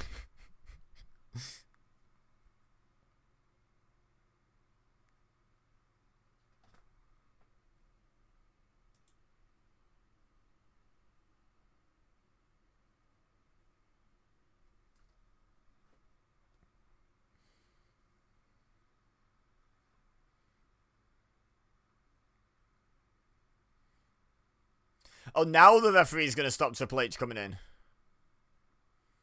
He didn't the previous, like, 2 or 3 times, so why is he now?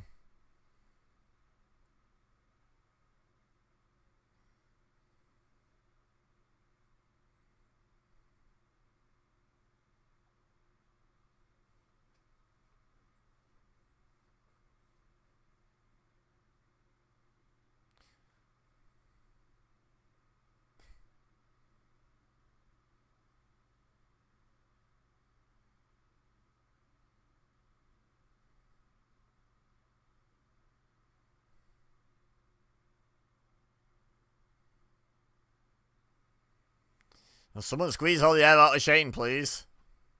So much hot air coming out of him. Do my head in. I know he's not supposed to be likable, but he's just making me want to not watch the match. Just making me want to take my headset off. Watch it in silence.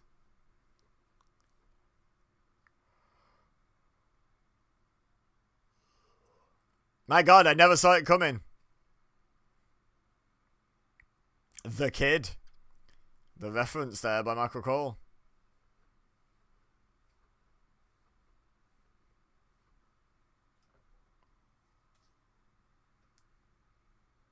I made you out of clay. China, China, China.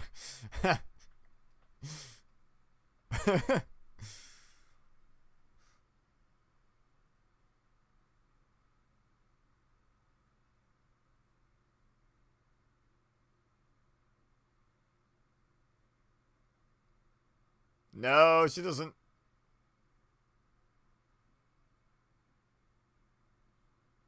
Oh, it's Chinder.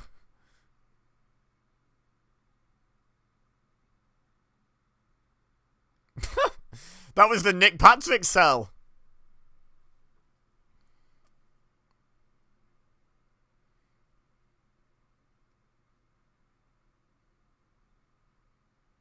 Landed on his feet, my dude.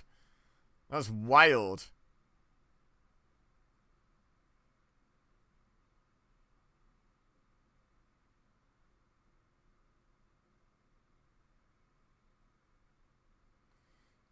I'll be honest, the battle on the outside feels more unfair than the battle on the inside.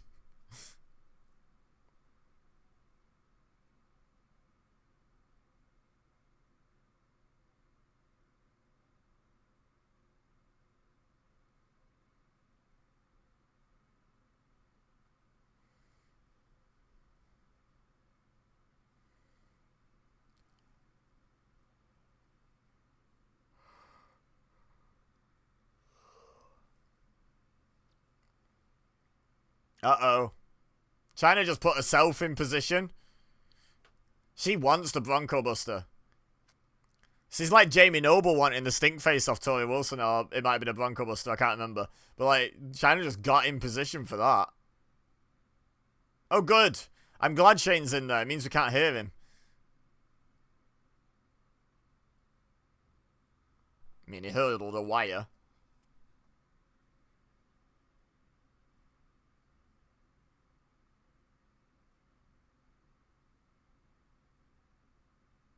Oof.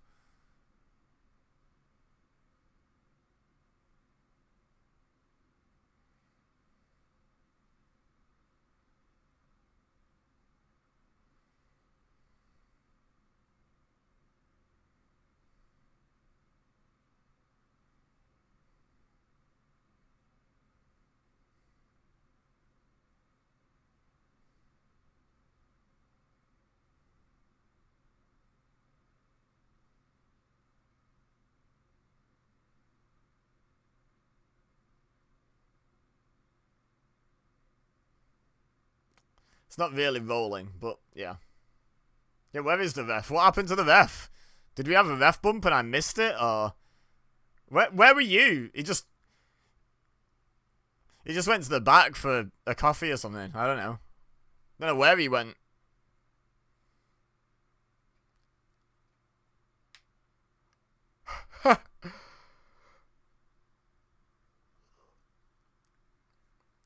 Saying she had no right, like she did it on purpose, is but feels a bit presumptuous.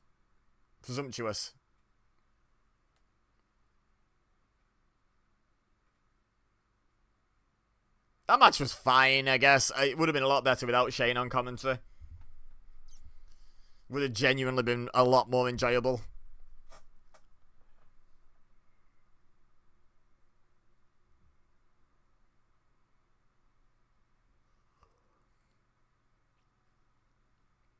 China, this is where she got in position to be Bronco busted.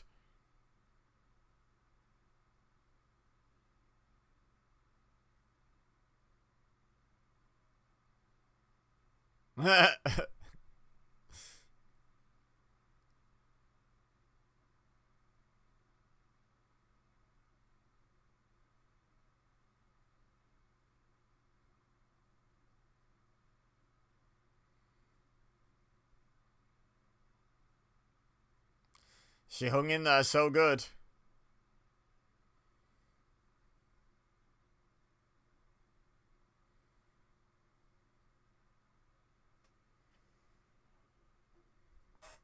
Wow, we're getting into the nitty gritty now. Are there only 2 matches left? There's just over an hour left, and I have a feeling with video packages and entrances, yeah, I reckon there's just the 2 matches left now. Maybe a filler match between the 2.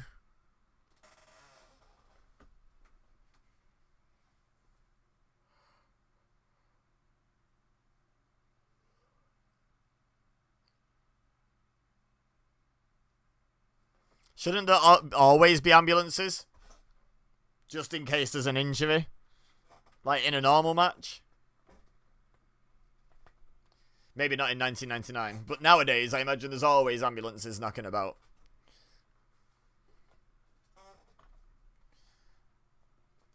I think there was a sign in the background then that said, "I smell what the Rock is shoveling," which is pretty funny.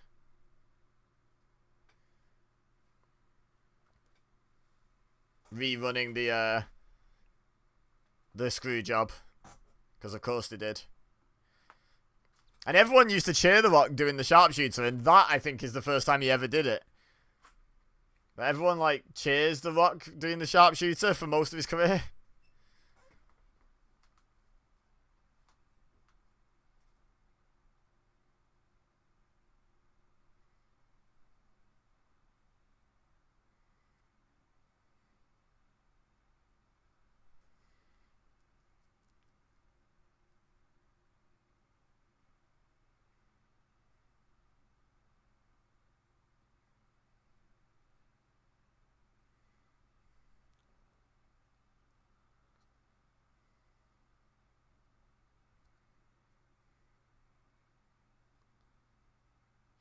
I feel like he did an F-bomb there. I feel like he said, like, goddamn or something, and it still got bleeped.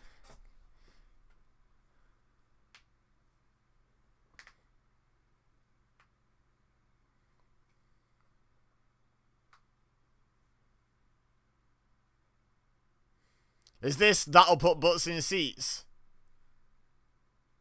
I believe it is, you know.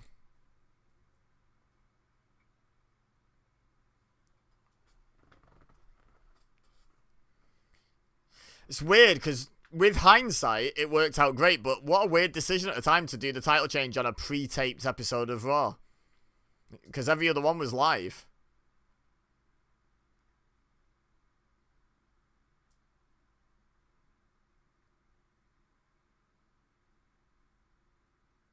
Wouldn't The Rock say The Rock quits anyway?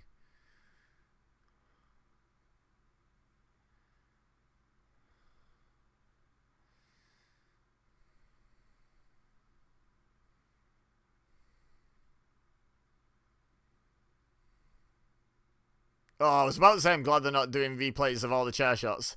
But here they are.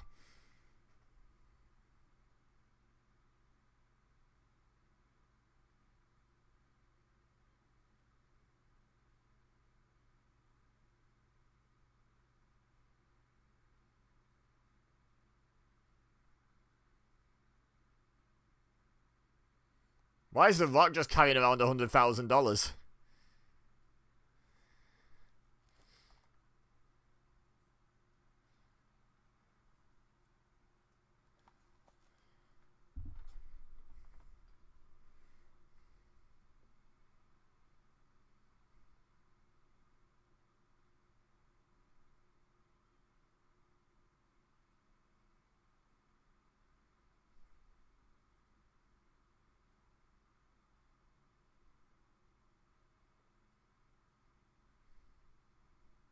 Pinned him with a forklift.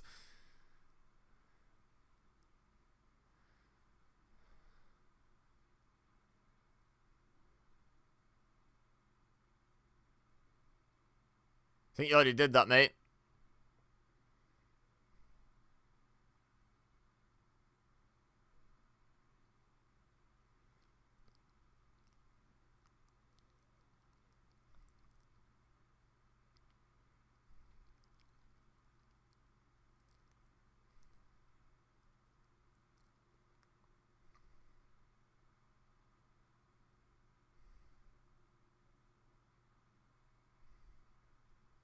Why was there a pallet just on the stairs?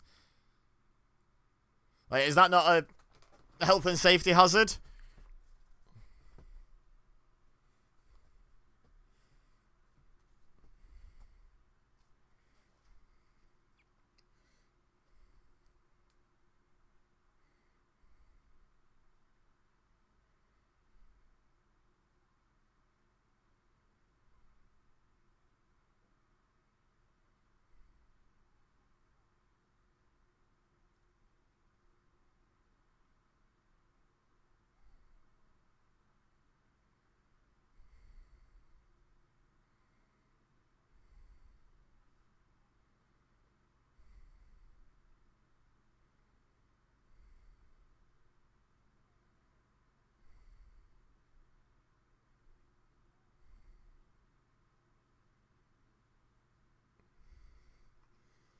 Right then.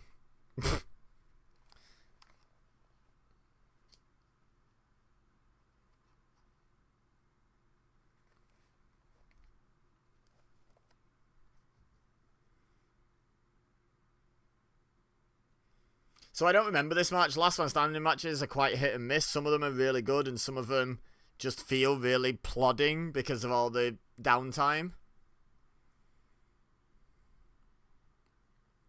So I'm hoping this is a good one.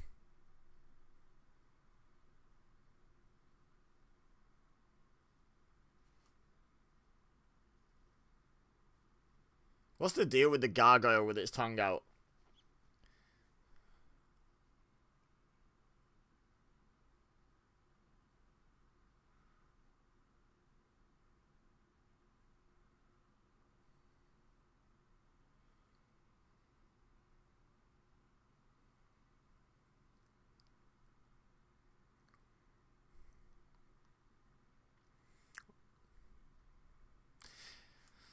Who was the youngest before The Rock?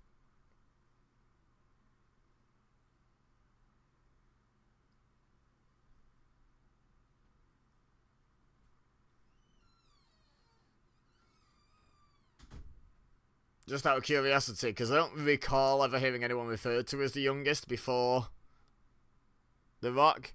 My guess would be Sean or Brett.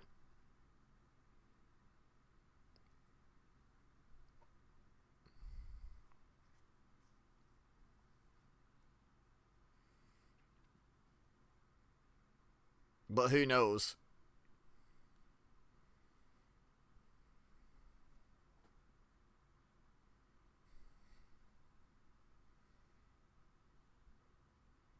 Boom, boom, boom.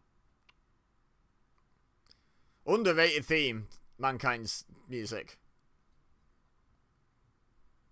Big fan of it. Always liked it.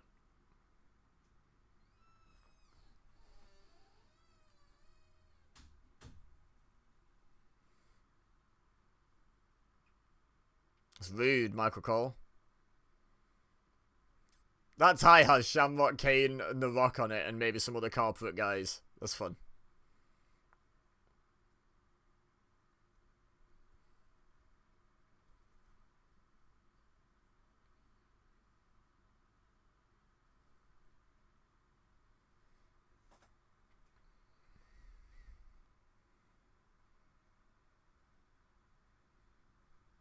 I doubt that somehow.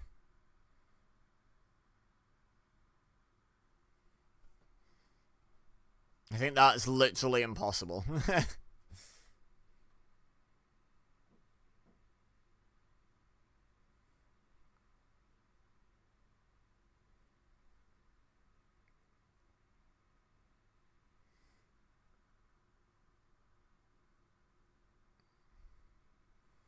Yep, you're right, that is pretty simple. Not gonna lie. That's pretty simple.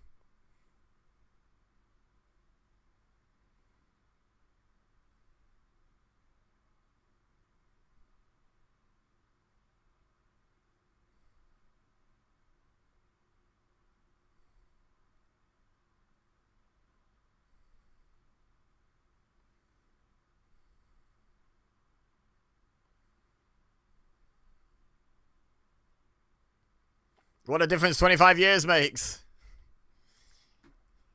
Couldn't even imagine a Rocky Sucks chant now.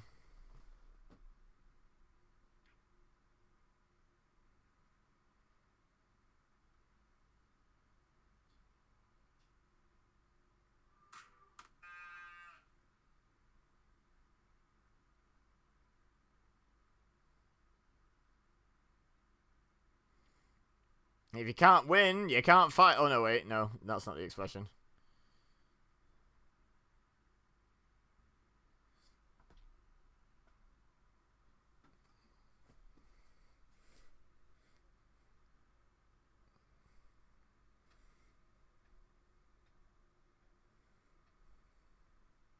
WWF title, Bosh.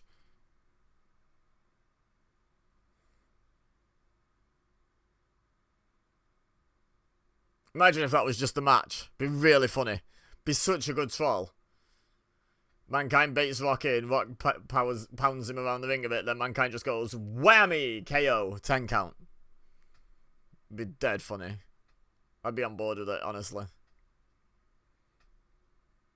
Tidbit, not titbit.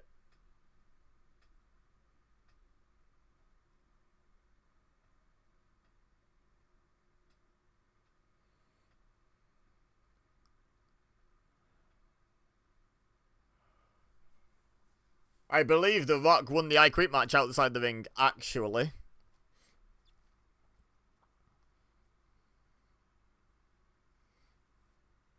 I thought he was from the boiler room.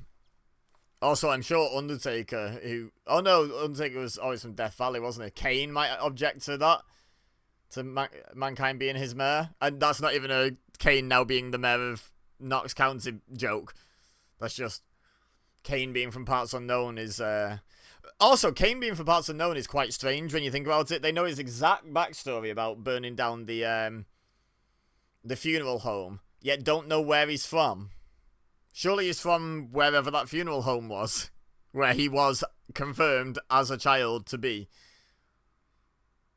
Just a thought. It's at least a good guess, isn't it? Like, was he definitely born there? No, but it's a good educated guess. Fun fact for everyone wondering, Kane was born in Spain. Like, outside kayfabe. Glenn Jacobs was born in Spain, I do believe.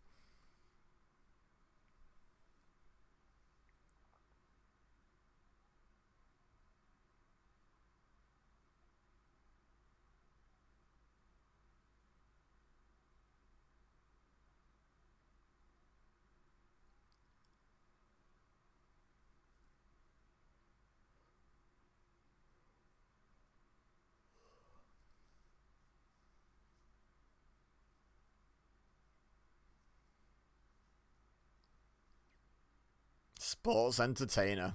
It's so cringe. Even back then.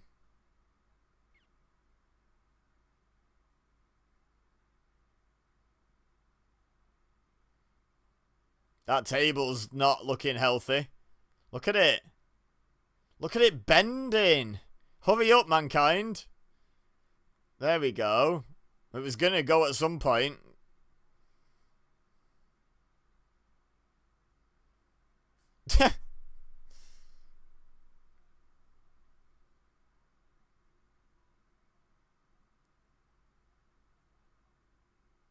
No TV's on Rock.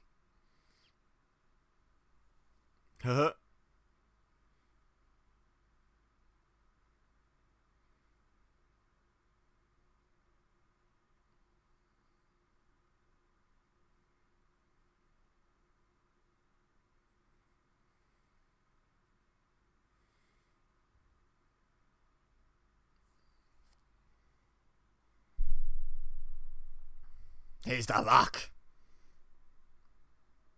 A lot of empty seats over there. What's up with that?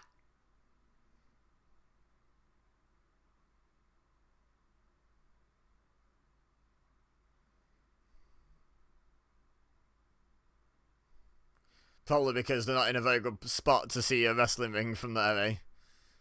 Might be a bit of a rip-off to buy a seat there. Ouchie!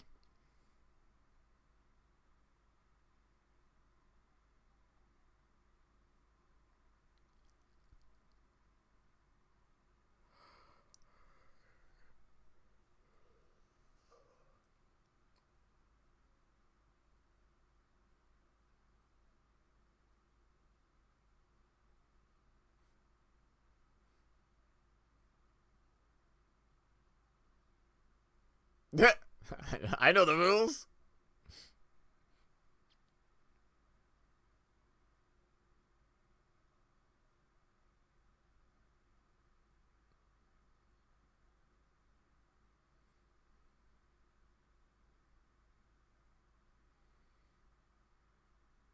Rock, shoulder, stairs. Lizard, Spock.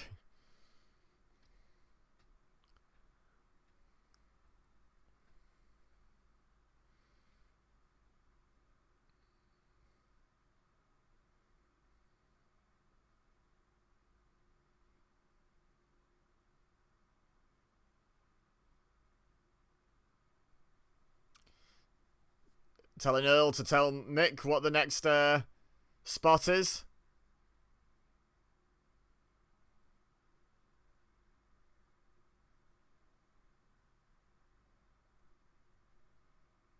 Here we go. Is he going people's elbow? Sorry, corporate elbow.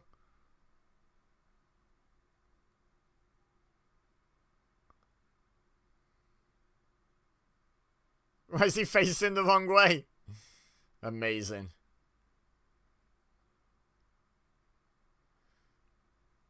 My favourite thing about that is how badly he did it. He faced the wrong way to wave his arms around. He hit the wrong rope first.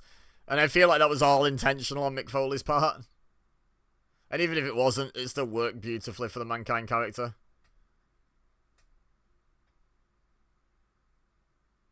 Mr. Elbow. That's funny. Oh, I think he wanted to do the seesaw thing, but fell. Oh well. Not that important in the grand scheme of things, I'm sure, for the match.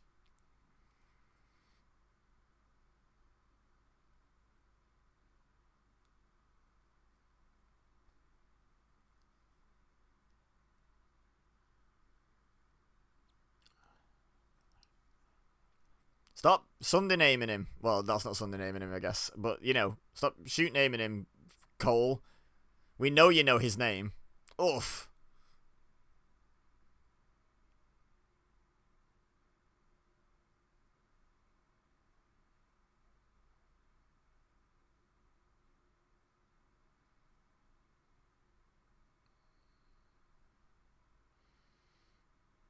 Oof.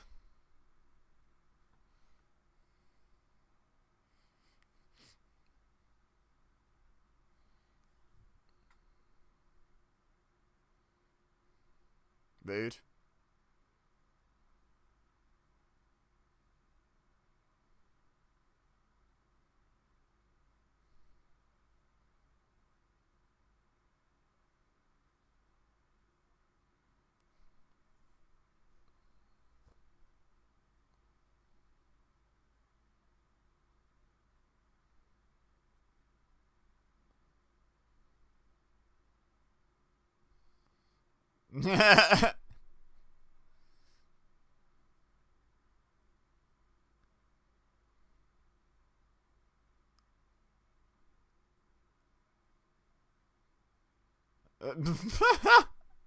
Cannonball.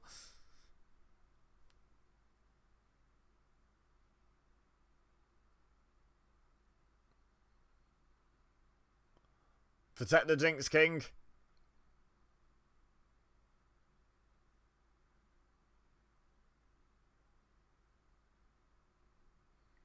Where did Michael Cole go?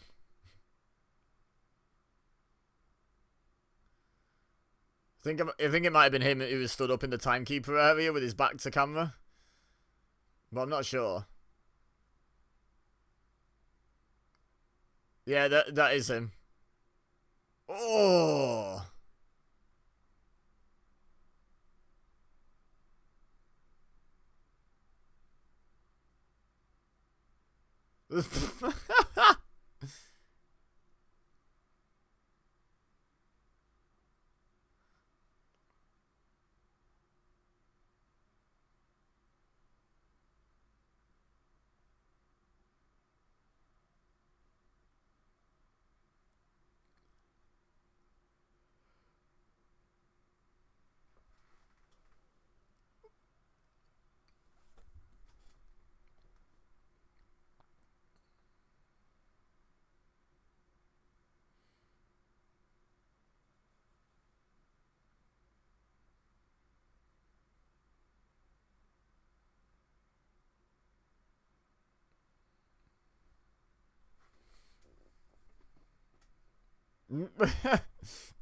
Alright.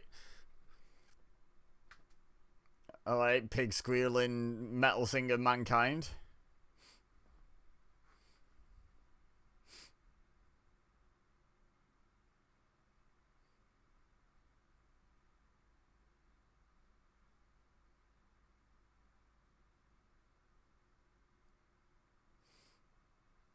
Why is Earl Hebner reprimanding him about having the stairs? It's no DQ. It's literally a last man standing match, Earl. Get out the way and shut up.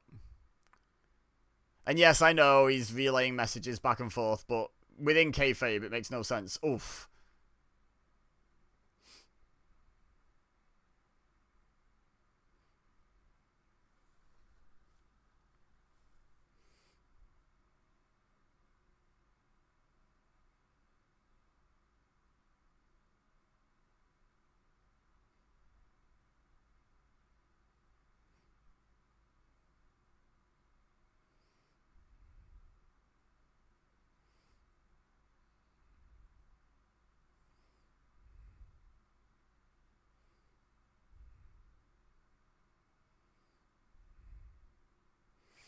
I mean, if he can't stand, he can't stand.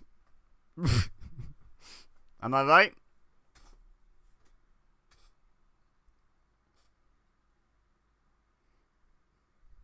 Four.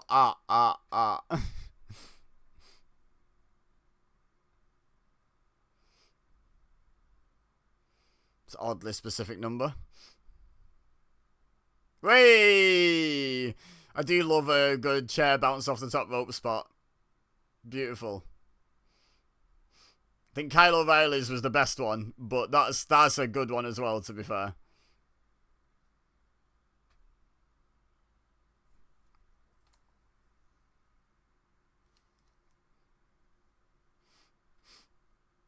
Make it bigger, Earl. You're supposed to wave your arms up so everyone can see and hear you. And project.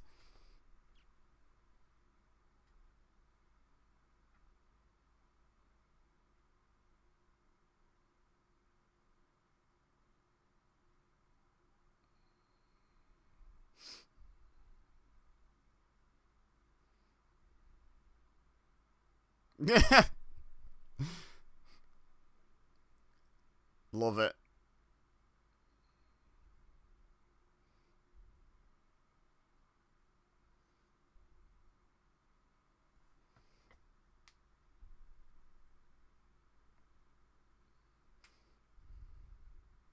I would say this is not worse just yet. I don't know how it ends up, but this is not worse at the moment.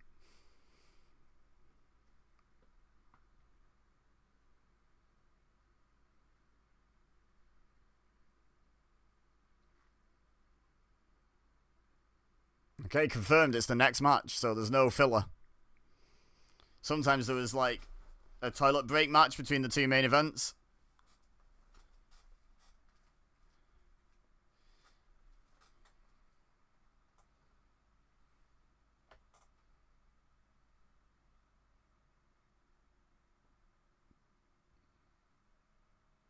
Oh, off the table.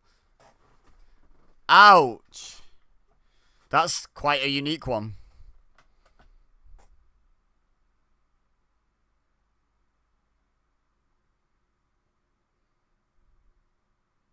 By God.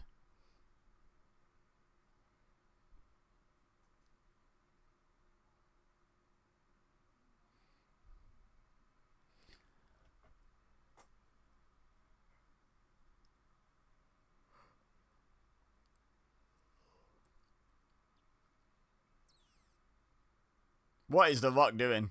Oh my God. Oh, the corner! Ah! Jesus! Yeah, you think? No, they don't. No, they don't, King. Shut up.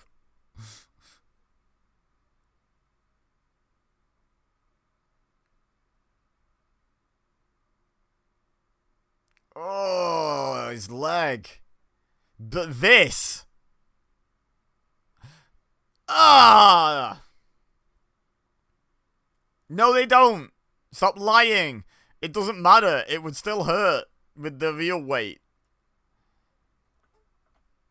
Just the corner as well, right into like his like his leg, his hip, and his kidney area. Horrendous.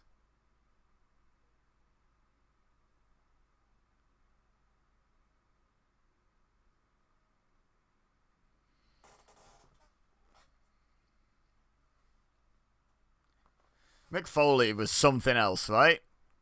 Like, what he was made out of in this era, I do not know.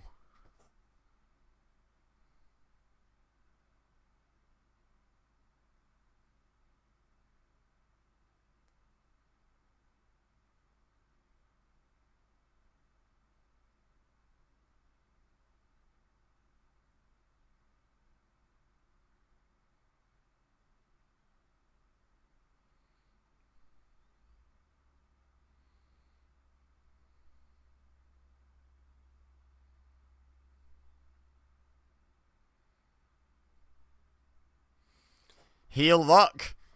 What a difference 25 years makes.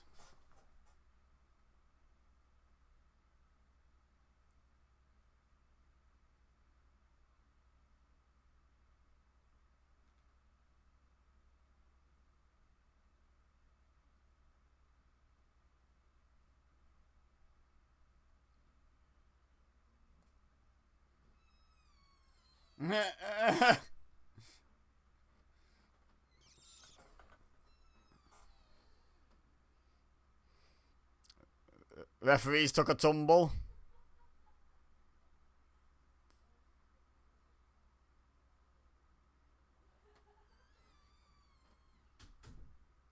Wow, that's a claim.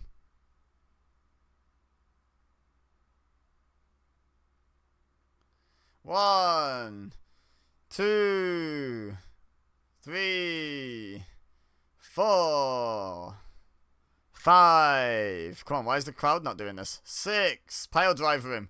7, 8, 9, 10. Ding, ding, ding. We've got the visual.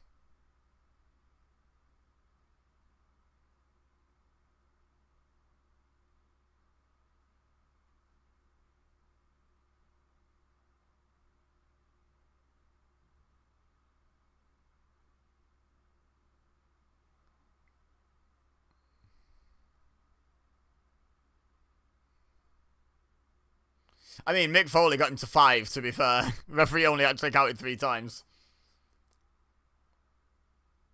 Alright, Mick, shout it a bit louder what the next spot is.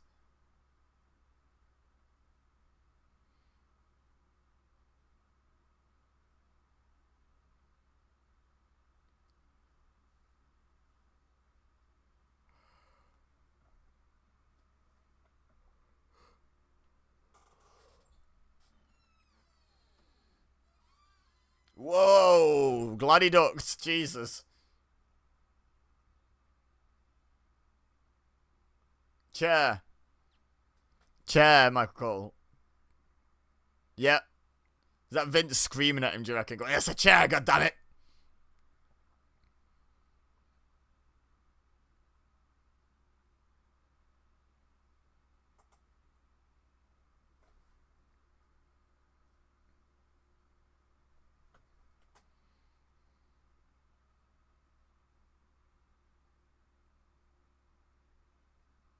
Uh-oh.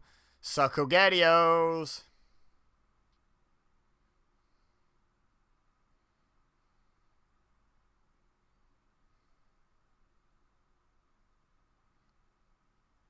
No, he didn't. He kicked him straight in the groin.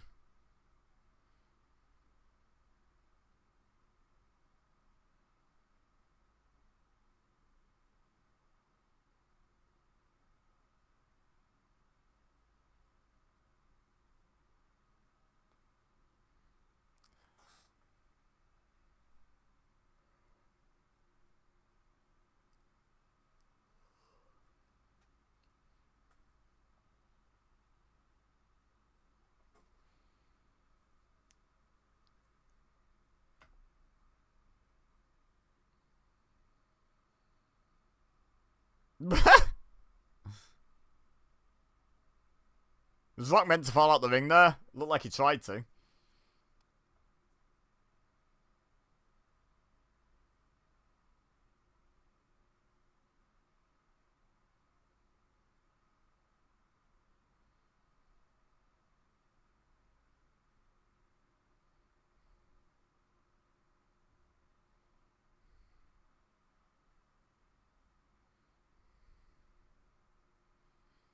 Wait for the boos. There they are. You can't just draw a wrestling match.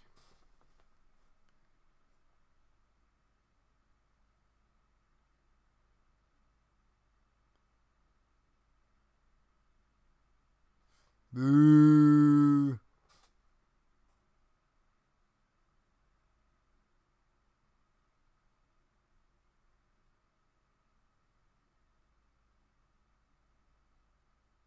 Yeah, why does he not know the difference between chairs and stairs?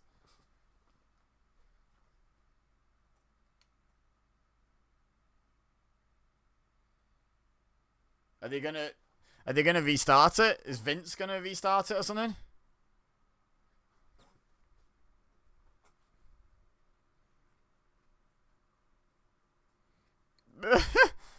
Yeah, I feel like Rock was definitely supposed to fall out the ring there.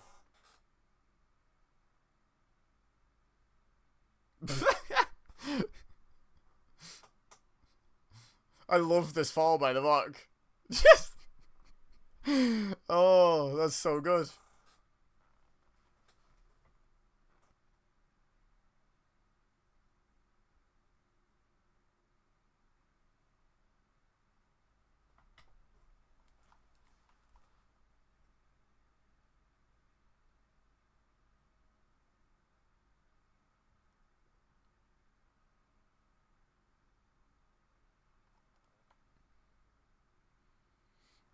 I genuinely thought The Rock won here. Not because I have any recollection of the match or the event, but just because I know what happens at Mania. Guess we got more twists to follow on the road to WrestleMania yet.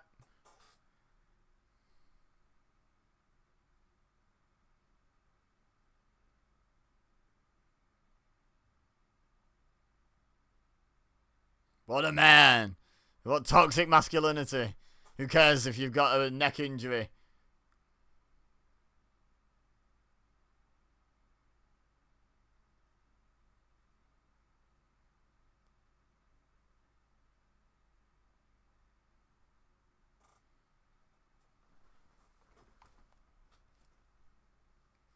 How did Michael Cole last as long as he did? He can't words. Doesn't know the difference between stairs and chairs. Says couldn't answer the bell. That's not a thing.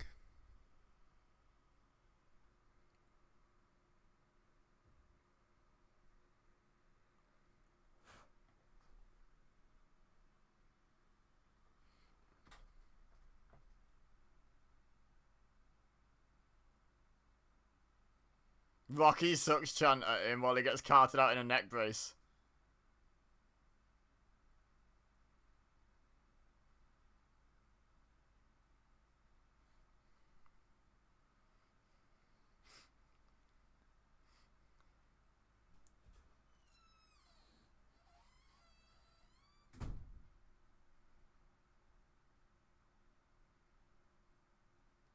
Anyone know how many that is? Because I've got no idea. Seems like unnecessary shaming, but, you know, just curious what the actual number is.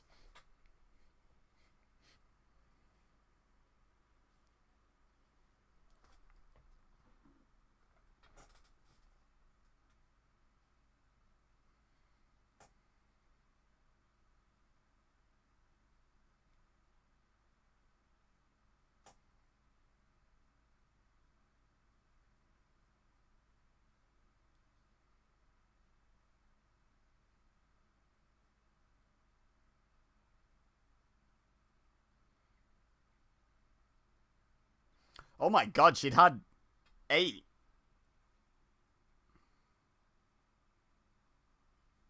Yeah. 8, 2 to the same person. But yeah, 8, wow. It's quite impressive, to be honest.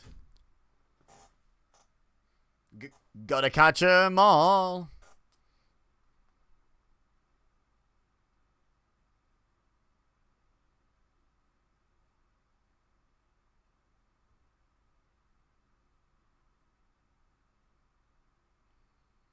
They're called the Wambulance on those two.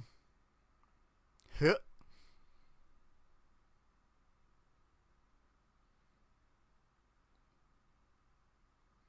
It was a good match, but I feel like compared with the brutality of the Rumble, they didn't live up to that. There was a couple of moments that were quite brutal, but kind of accidentally, like the stairs getting dropped. That was only that brutal because of the fact that the corner drove straight into like his kidney, which I don't think was ever the plan.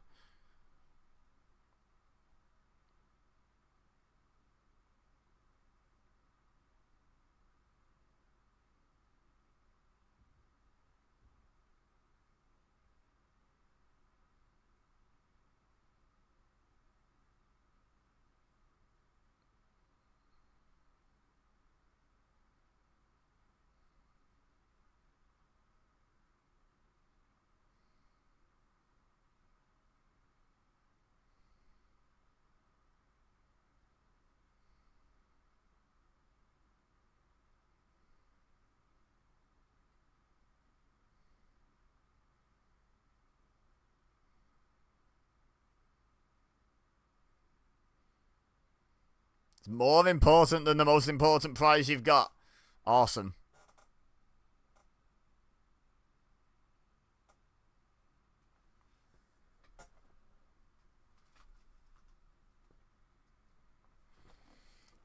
Because you're to be expected to be such a man of your word.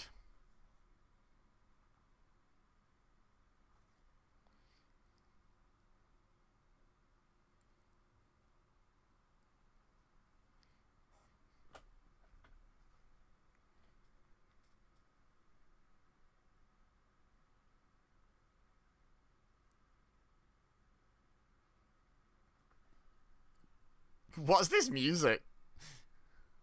It's like creepy Valentine's hip-hop. Spoopy Valentine's hip-hop is a very niche genre.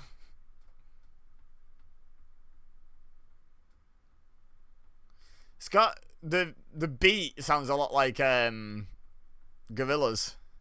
Dun dun dun dun dun dun dun dun dun dun dun dun. Doesn't it? Wonder where they got that from.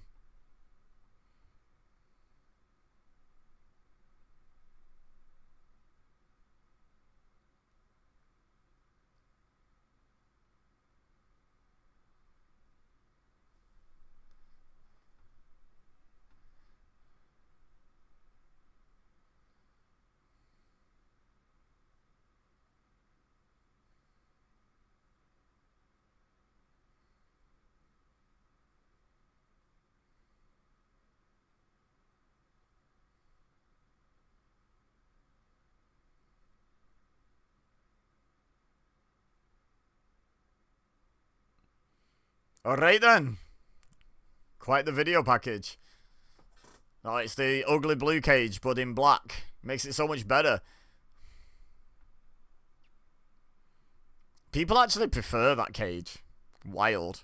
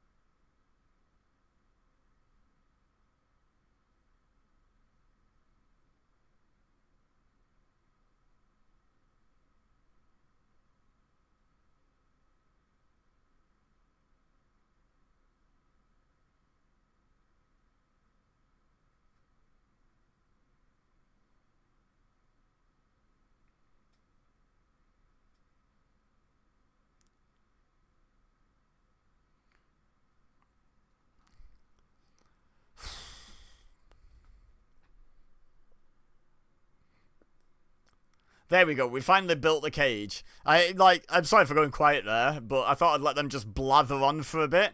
Because it was taking them forever to build the cage.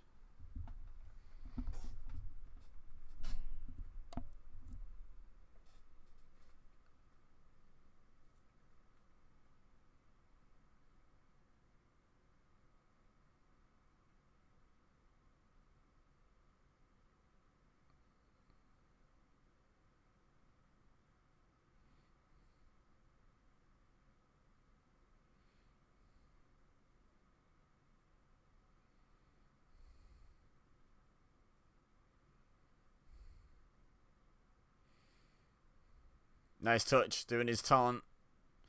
Right up on top of the cage.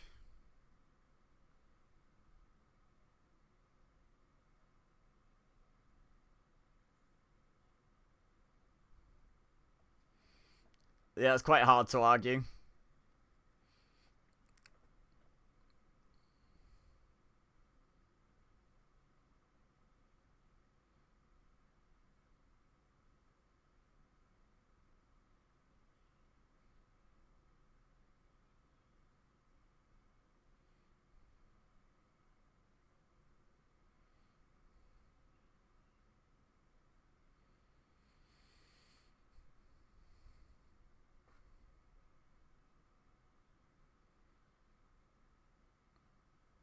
Here we go. How long's left? My god. 25 minutes yet. Like, I know this match starts off with a load of nonsense. So the match isn't going to go like 20 minutes. The match probably goes about 10. But the pre-match goes about 10 minutes as well.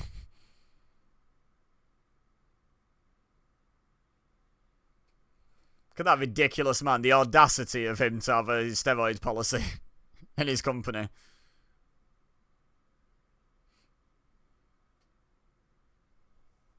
Allegedly. Speculation, of course.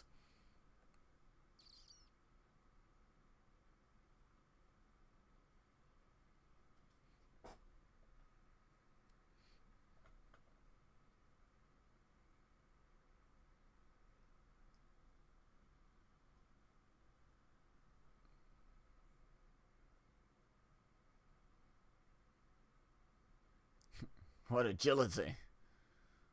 He can essentially climb a ladder.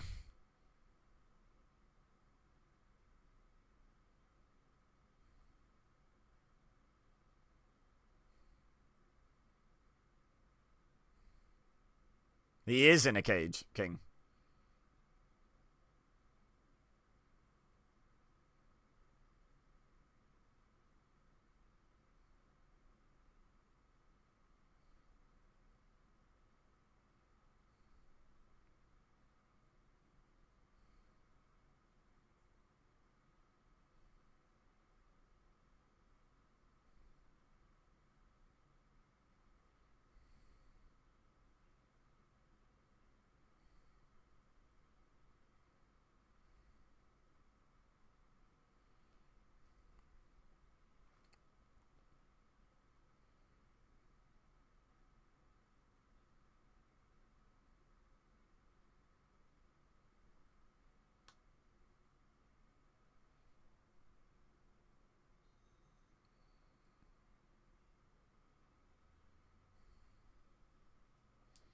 Yeah. It's really not.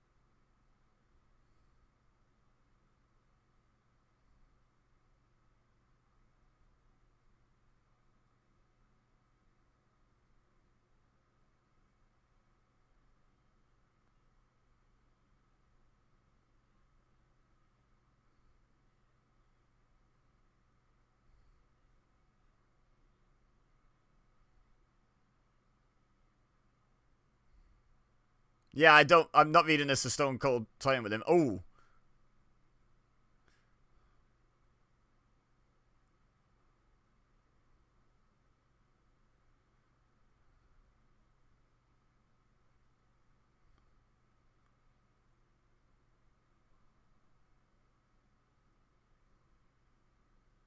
Is it over?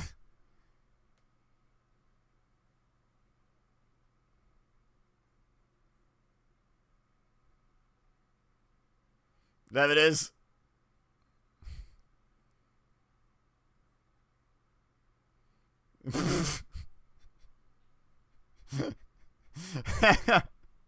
Do you know what? For a second, it looked rough to me. It looked legit rough, that. So fair play, Austin.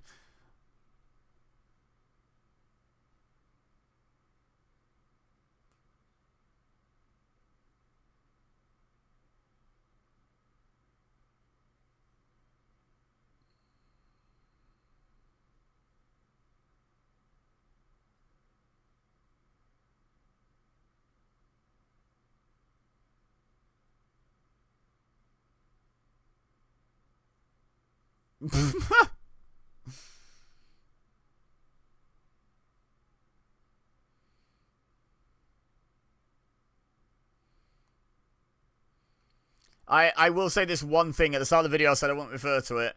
And I know it's, like, not real. It's slightly cathartic, right? Very slightly.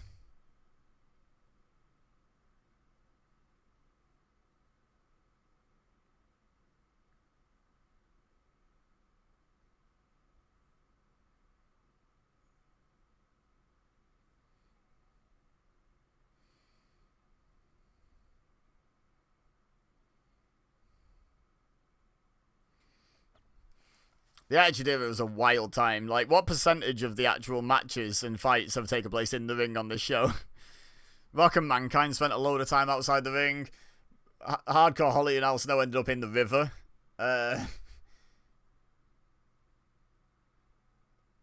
Not sure what else. There was a lot of outside the ring stuff on the DX Corporation match. This match hasn't even started yet because of all this.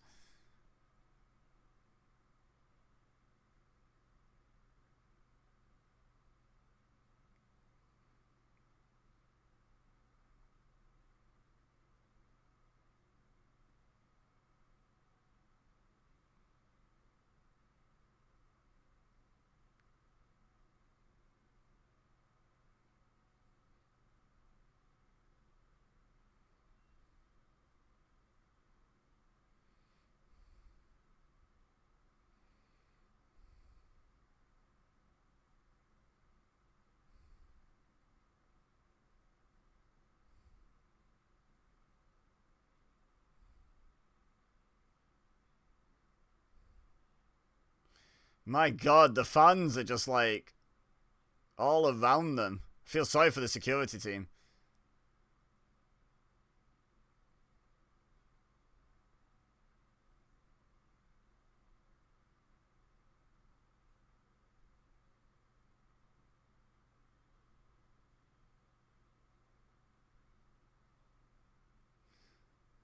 There's like two Buff Bagwells in one person with a ponytail.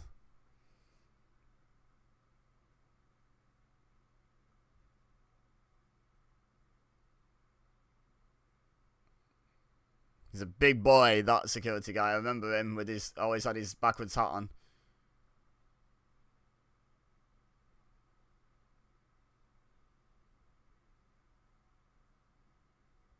Which is around the ring.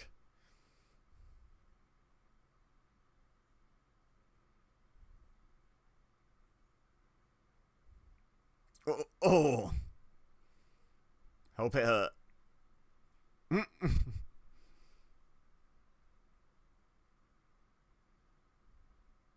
That's not where the cage is, Austin. You silly goose.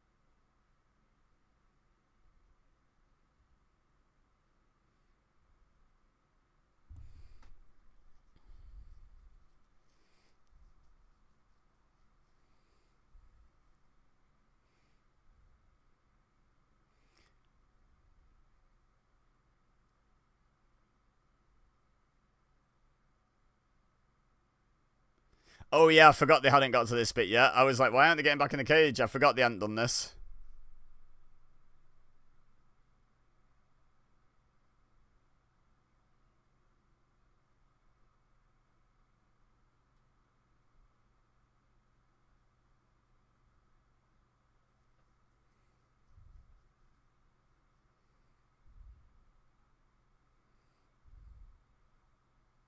Oof.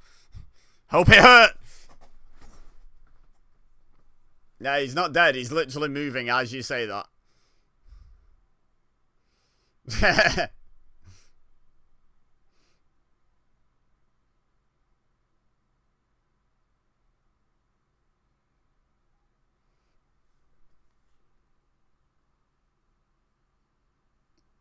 He's literally moving, my guys.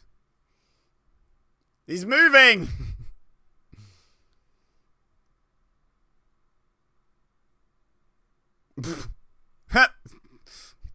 You go down. You go down. Look at it.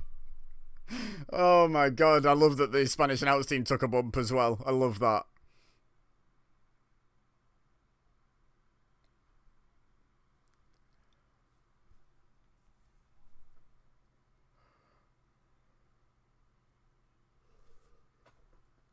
You know when I said the match was probably only going to be 10 minutes? Well, we've got 14 left. And we've not started yet.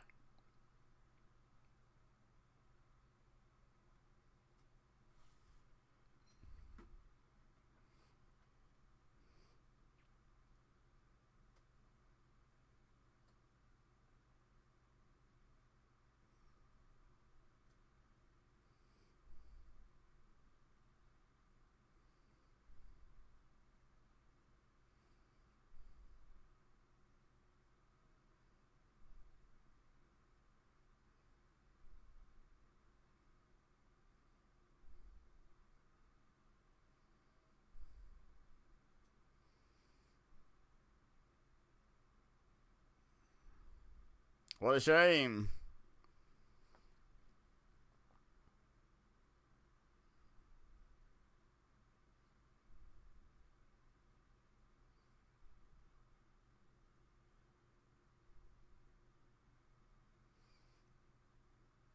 Yeah, God forbid.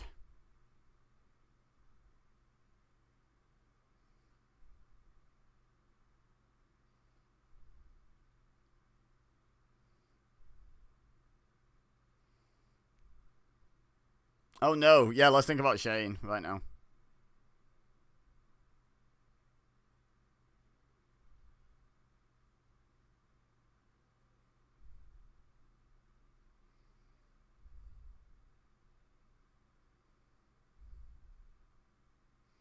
Finch, you know where you're at.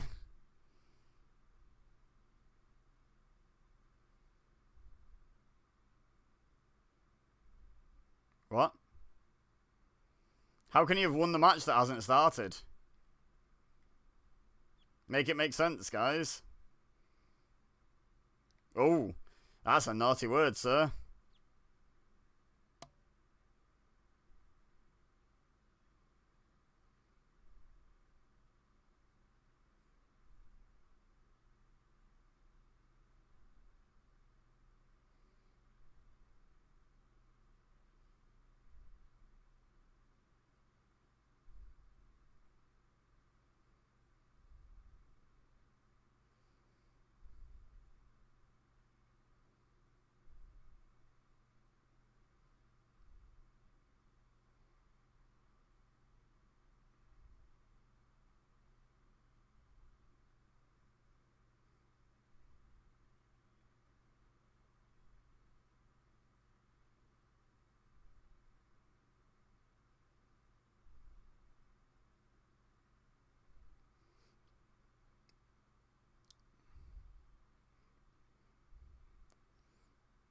Well, here we go. The old chuck 'em off the stretcher spot.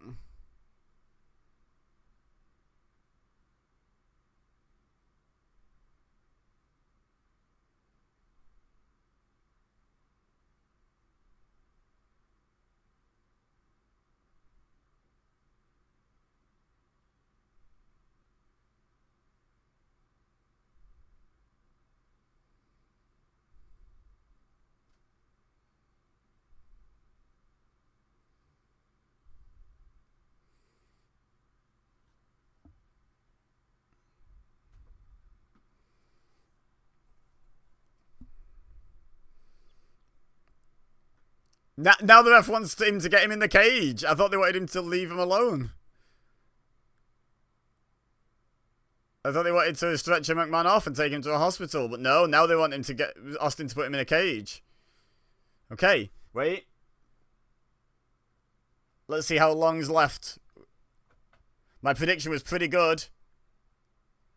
Bell rings with 10 minutes and like 26 seconds or thereabouts, I think, remaining on the show. When I said 10 minutes, that wasn't a bad guess, huh?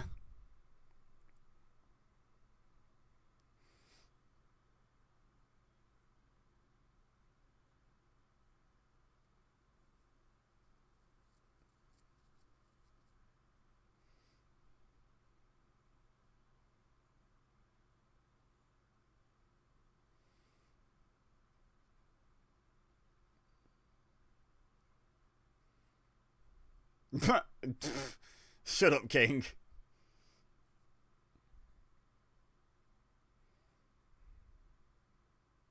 I can't believe King's voice is held out, just on that side note.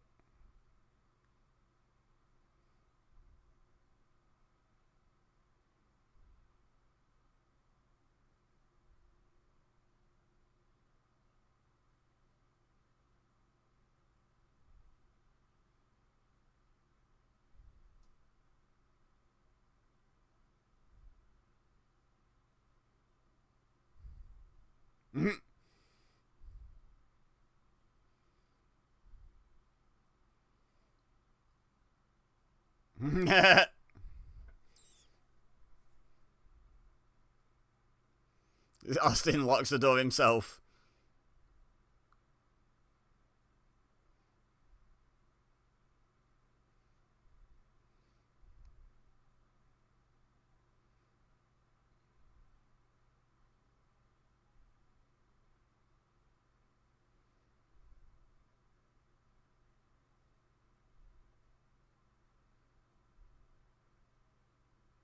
Yeah, that's such a positive personality trait.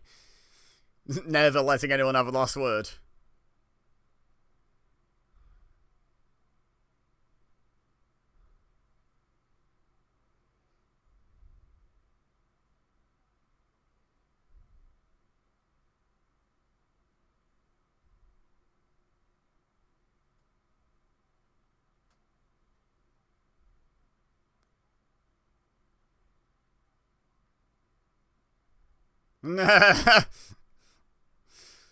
I wish everything hadn't happened that has happened, because that would have made a great thumbnail.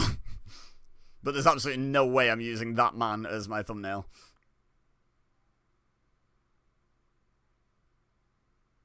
Yep, I hope that hurt as well.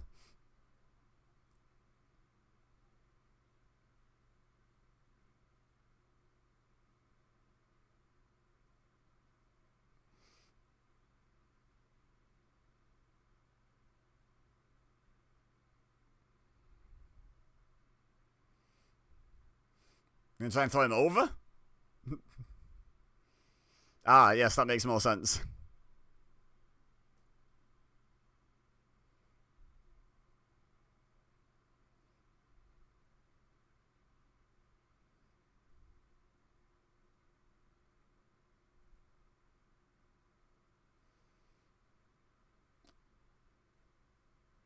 Wait, he did promise blood.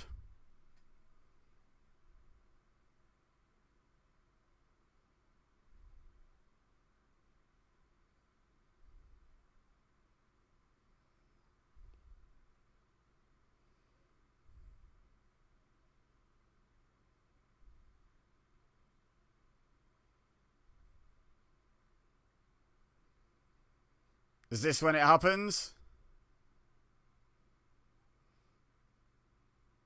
No, okay. The fans were cheering for some reason. I wasn't sure why, so I was thinking maybe it was when it happened. Those ropes are so givey.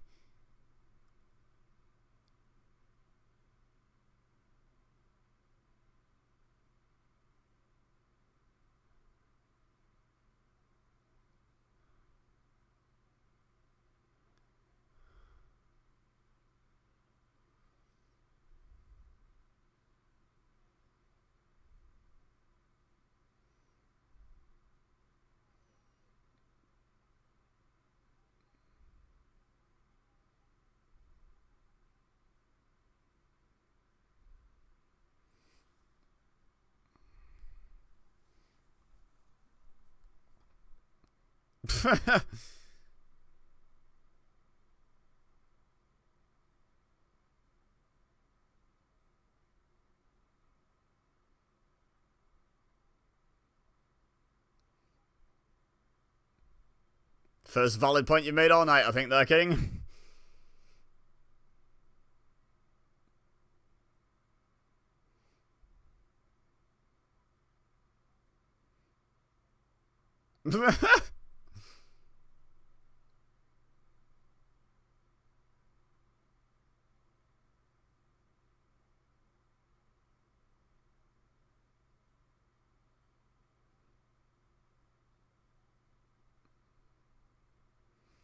Yeah, and then he's been busted open.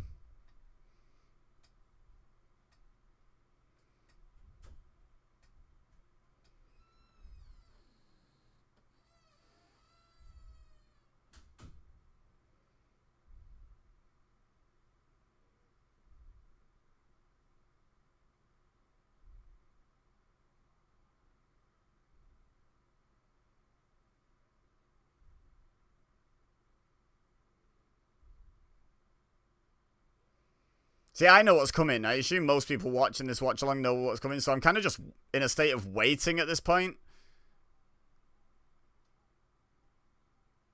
Here we go. Is it now?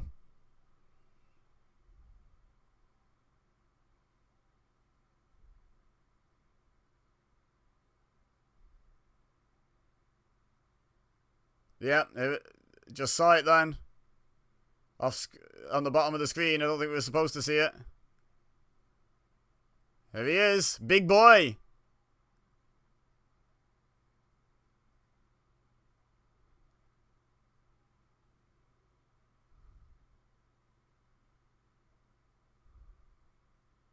He's a giant, you could say.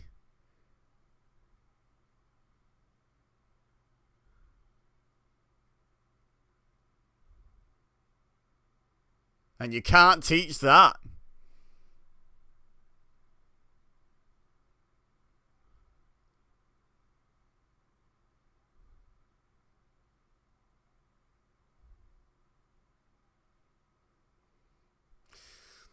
I mean, within kayfabe, yeah, McMahon could have lost twice before Paul White decided to act, which seems like a strange plan to have.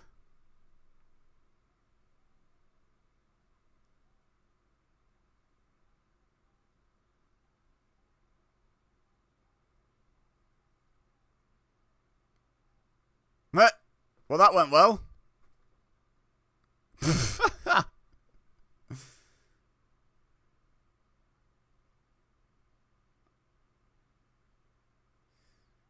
Not really the conclusive victory he wanted, I would say.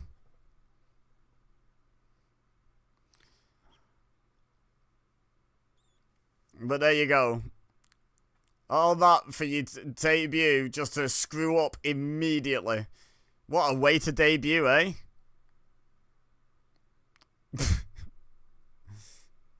Anyway, I think we're probably about done for things really happening now. Yeah, there's like a minute and a bit left.